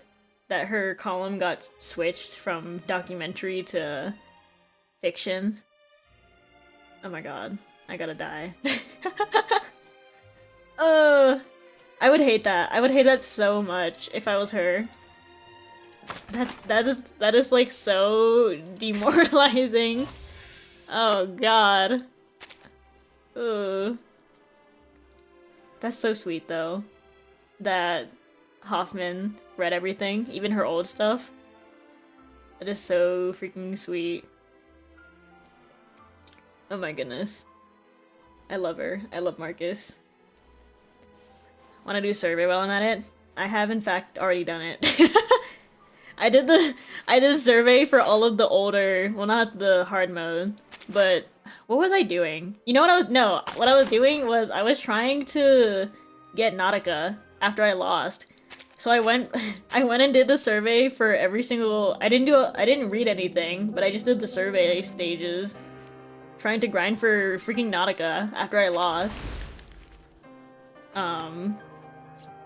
But I don't remember what the team was though. What was the team? That is my team. I mean, it sure is a team. It sure is. It sure is the plant team and one sneak. Although, okay, well, to be fair, this is literally this is almost my main Marcus team now. Post Euphorias. But I think my team is Marcus and Druvis, E2. Who is my third? Probably Anna Lee and Vila. So Druvis always gotta be there. She's not moving from that spot. That's how I got into Marcus's story first time around fishing for pools. I know. That's how gacha games work in general. You're doing everything to gamble, and suddenly you're open to the most devastating story you've ever read in your entire life. This was back when 6 was the most universal support. Oh, I'm sure. I'm sure he was. Where's the 64, yeah? I have him. Do I use him? No. Well, he's in my Dynamo team because I literally just don't have a third. Could have been Karen. But whatever. But now I'm like what do I do with this man? What am I supposed to do with you, sir? Well, the chair is in the middle of the room. Because I feel like he's not doing that much for me. TBH. But whatever. Oh, Marcus. Oh, my sweet baby. Oh, I love her. Books are She's so... and if you step on she is so much stronger than me. that hurts me. It's so funny, because she's like the overthinker ever. But the difference is like... She can get over it. I can't do that.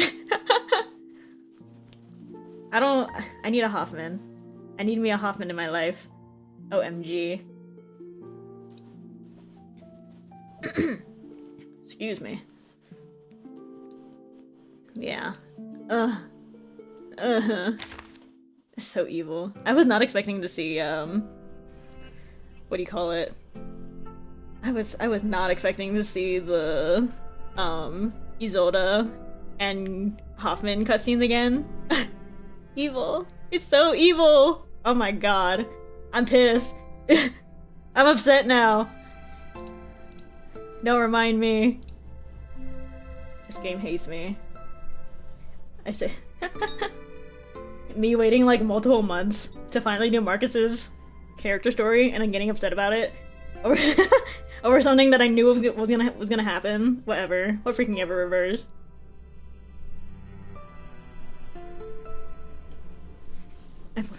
I know your game. Want to end stream and Marcus's final voice line in the profile? Maybe I do. Although I don't know if her final voice line is the final voice line that you're thinking of, because I do have her outfit. But I don't remember what dialogues get changed with her outfit. Cause I think right, I literally got Marcus and her skin at the same time. I've never heard her regular voice lines. Wait. Let's do something about that. Cause I got Marcus during the wait, was it during AC collab? I don't remember. Oh my god. But at least I do have her at full blonde. But I haven't heard these lines. Last night, the world had vanished. Only a staircase remained in front of me. No matter how much I climbed, no end was in sight. The one good thing about the dream, though, was the talking secretary encouraging me along the way. Stupid Can cake. you really call this one a nightmare? She is so silly. Oh, thanks for lighting up the lantern for me. Is it? Yeah, this it was time during of the day already? Oh. Yeah, that was when her what do you call it? Her Euphoria came out, because I pulled on a Ripples banner. I definitely pulled on a Ripples banner for her because I'm like my game is allergic to letting me lose on characters I want. Whatever. Have I read the Garment Atlas entry on it? I have not, actually. Wait, let me check that after I listen to a little more of these. Gave weight to the word teacher. And you gave meaning to the word ally. I admire your courage in taking on the storm. She is so cute. She is so freaking cute. Oh my god. I love her eye too. Interesting. According to this, James, Harvey, and I could be the same person.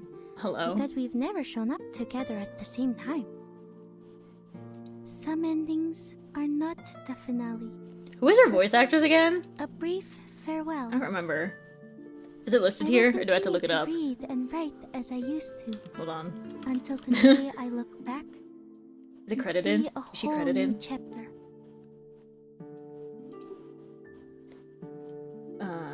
Carrie Wong. Oh my god. Wait. You sound familiar. Strangely, hold on. Let me see this. I don't think I know anything that this actress is in. But for some reason she sounds so familiar. How strange. Oh, Marcus. By the way, if you don't have Elizabeth in any other team, I recommend replacing Anna and Lee with her. She can charge Marcus's life experience much faster. Ooh, does she? I usually just put Elizabeth in the, what is it called? I'm blanking. I usually put her in my ult team, but like 90% of the time that does not work because what's the word? Because usually my ult team I will use for either beast or mineral weakness, and then because of that there will be plant resistance. So it's like it does not even matter. I can't. my husband will die. She freaking dies. Well, there was I don't remember which one it was. I think I was doing reveries. Or I was trying to do reveries. It might have been freaking Heinrich.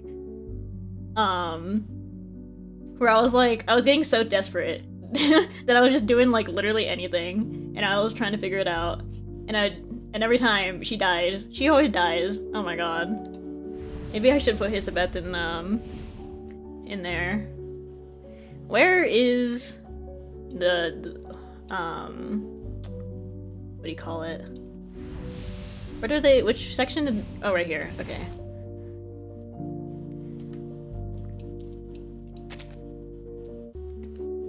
Oh, my chat is blocking it. That's okay. Have I read this? I feel like I have, but we're gonna read it again. Why did Orpheus look back? No one... There we go. No one can truly say, and the question remains unresolved. Marcus has spent a great deal of time trying to understand it. In the symposium, Phaedrus sees him as someone who held back from loving completely. In contrast,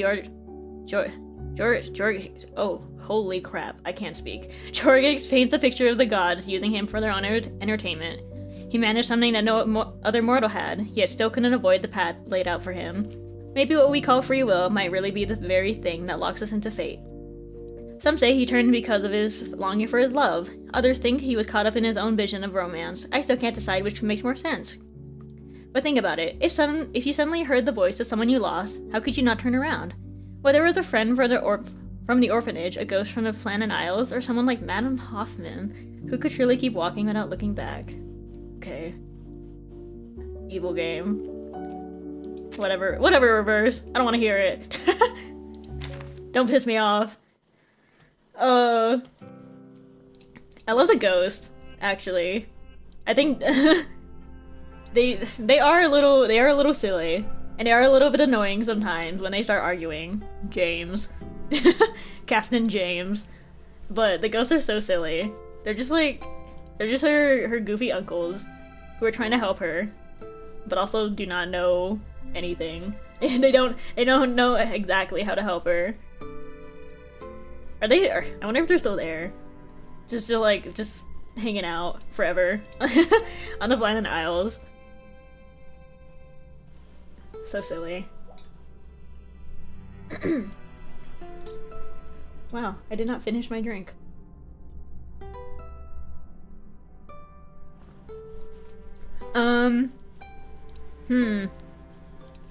What else do I have? What is next? Ooh, wait. Next one's probably gonna be Windsong. Ooh. Oh no. I wanted to vote Windsong. Oh my god. Corvus. We're doing a single pool. Okay. Yeah, Corvus update. I still don't have her, but when is this? When is somnambulism? 9 days. When did this end? I have time. I have a chance. I feel like what do you call it? The somnambulism and limbo resets usually get me pretty lucky. Sentinel. Him. So here's to hoping I get Corvus in due time before what do you call it?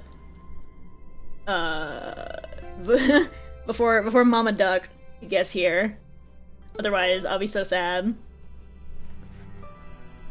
I don't know if you've seen the detail in Marcus's AC collapse game, but if you go into the full view over illustration and pull down, you can see a head above the gate. I think I remember. I think I've seen it before. Books are everywhere. This one? Yeah, I remember when it first came out, people were talking about this, and I was like, ooh, ooh. And then in her ult, with like the pages flipping, and you see Hoffman's God. Don't piss me off. Wait, oh my god, I just realized, is Freestorm Protocol still on? Oh, I have to finish this because I was laughing my ass off at the story. I was I was talking to my friends because the story is about Laplace. So you have your usual suspects of Adler, Medpoc, Ulrich, and Hisabeth. And then Marcus is just there, and I was laughing with my friends about it because we were like, "Wow, Marcus is just watching like her uncle." she's just like sitting there while her freaking uncle Adler is fighting with his boyfriend for like the entirety of the first story. But then I haven't progressed to the I need to progress it, but I'm really bad at Freestorm Protocol. I can't speak. I'm so bad at this game. It's embarrassing. I play, is there like a good strat to, Protocol? Cause like, I think I play too safe, that I don't get enough stuff. I don't get enough of anything. Especially in this one, cause in the first Freestone Protocol, I was like, it's pretty easy to get like 5 billion, what are they called? Gadgets. But then in this one, I am like constantly lagging behind. I think I'm just bad at this game. I have Arknight's event trauma. It's pretty similar to a Arknight's event. Just dynamite everything? I know. I should. I think I did, actually no, I did a Marcus team first, as a joke, just to be silly. And then I was like, this is not working. Maybe I'll try Dynamo and Blood Tide next time. I was so glad when they finally added the first anniversary stories, but a little mad that Echoes in the Mountain wasn't rerun. The last one has Symbol Beast lore. I heard about that. I heard it. Someone was like, I was getting posts on Twitter of someone like asking about. Whoa, what is her name? I'm blanking. What is the name of the vampire that turned Semmelweis? Someone was asking about her because they read Midnight Whistle and they were a little confused about Semmelweis's vampire thing because I think they also played late like myself and they missed stuff. Valentina, thank you everybody. And so I saw people talking about like something. Is it the Echoes in the Mountain thing that's just kind of like lost to time? That hasn't been logged in the game? Or is it a different Series of Dusk related thing? I don't remember. But I know people were telling me to also check that out. It is Echoes? Okay. Yeah, I have not gone into reading Series of Dusk, my bad. I've been too locked in 5 billion other gacha games. But I do remember people telling me to also look up Echoes, just because it's not here, which is kind of goofy. Like, why did we do that?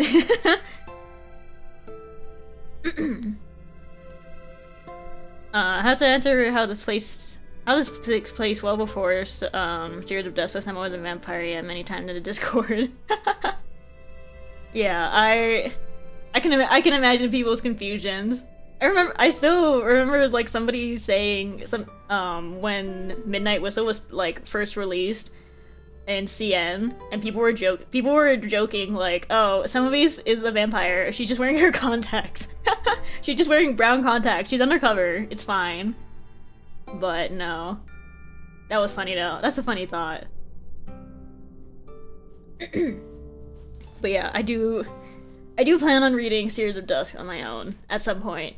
Eventually. I'll get to it, I promise. I have so many freaking things to read.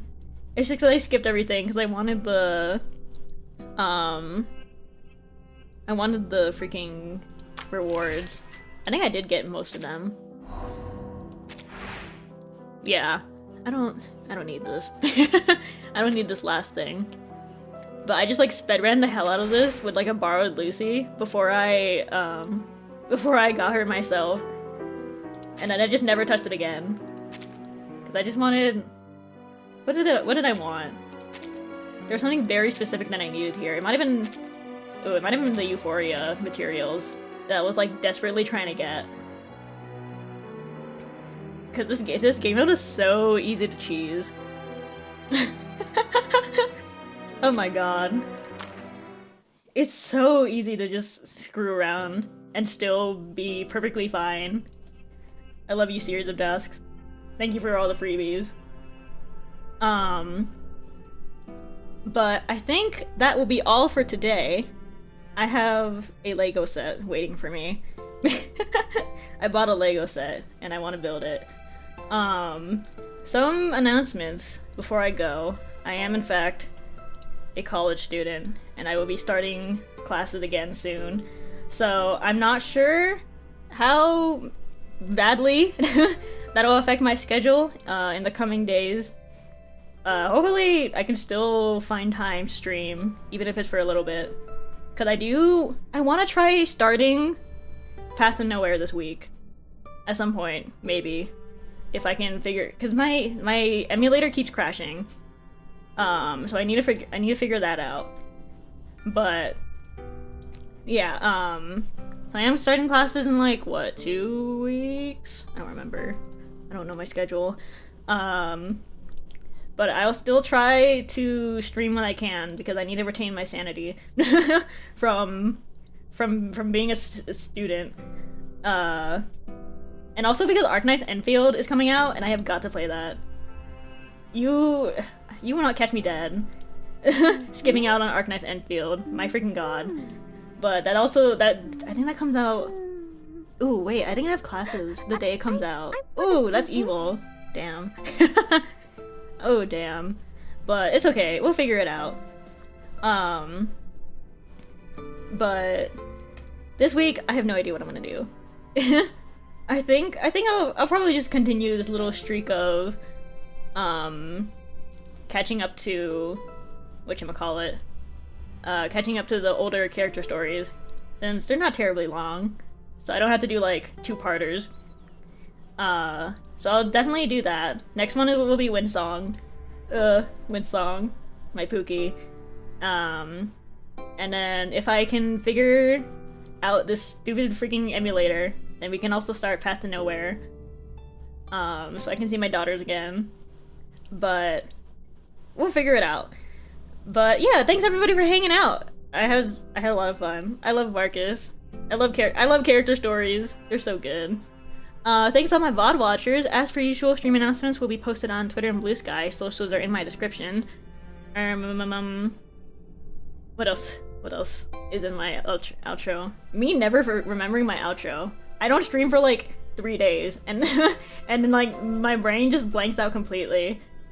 Have fun with my Lego. I will. It's the Van Gogh painting. It's so cool. But yeah, I am gonna go eat some lunch. And I'm gonna build me a Lego set, and I will be back maybe tomorrow. Either tomorrow or the day after. We'll figure it out. But I hope everyone has a good day. Bye bye!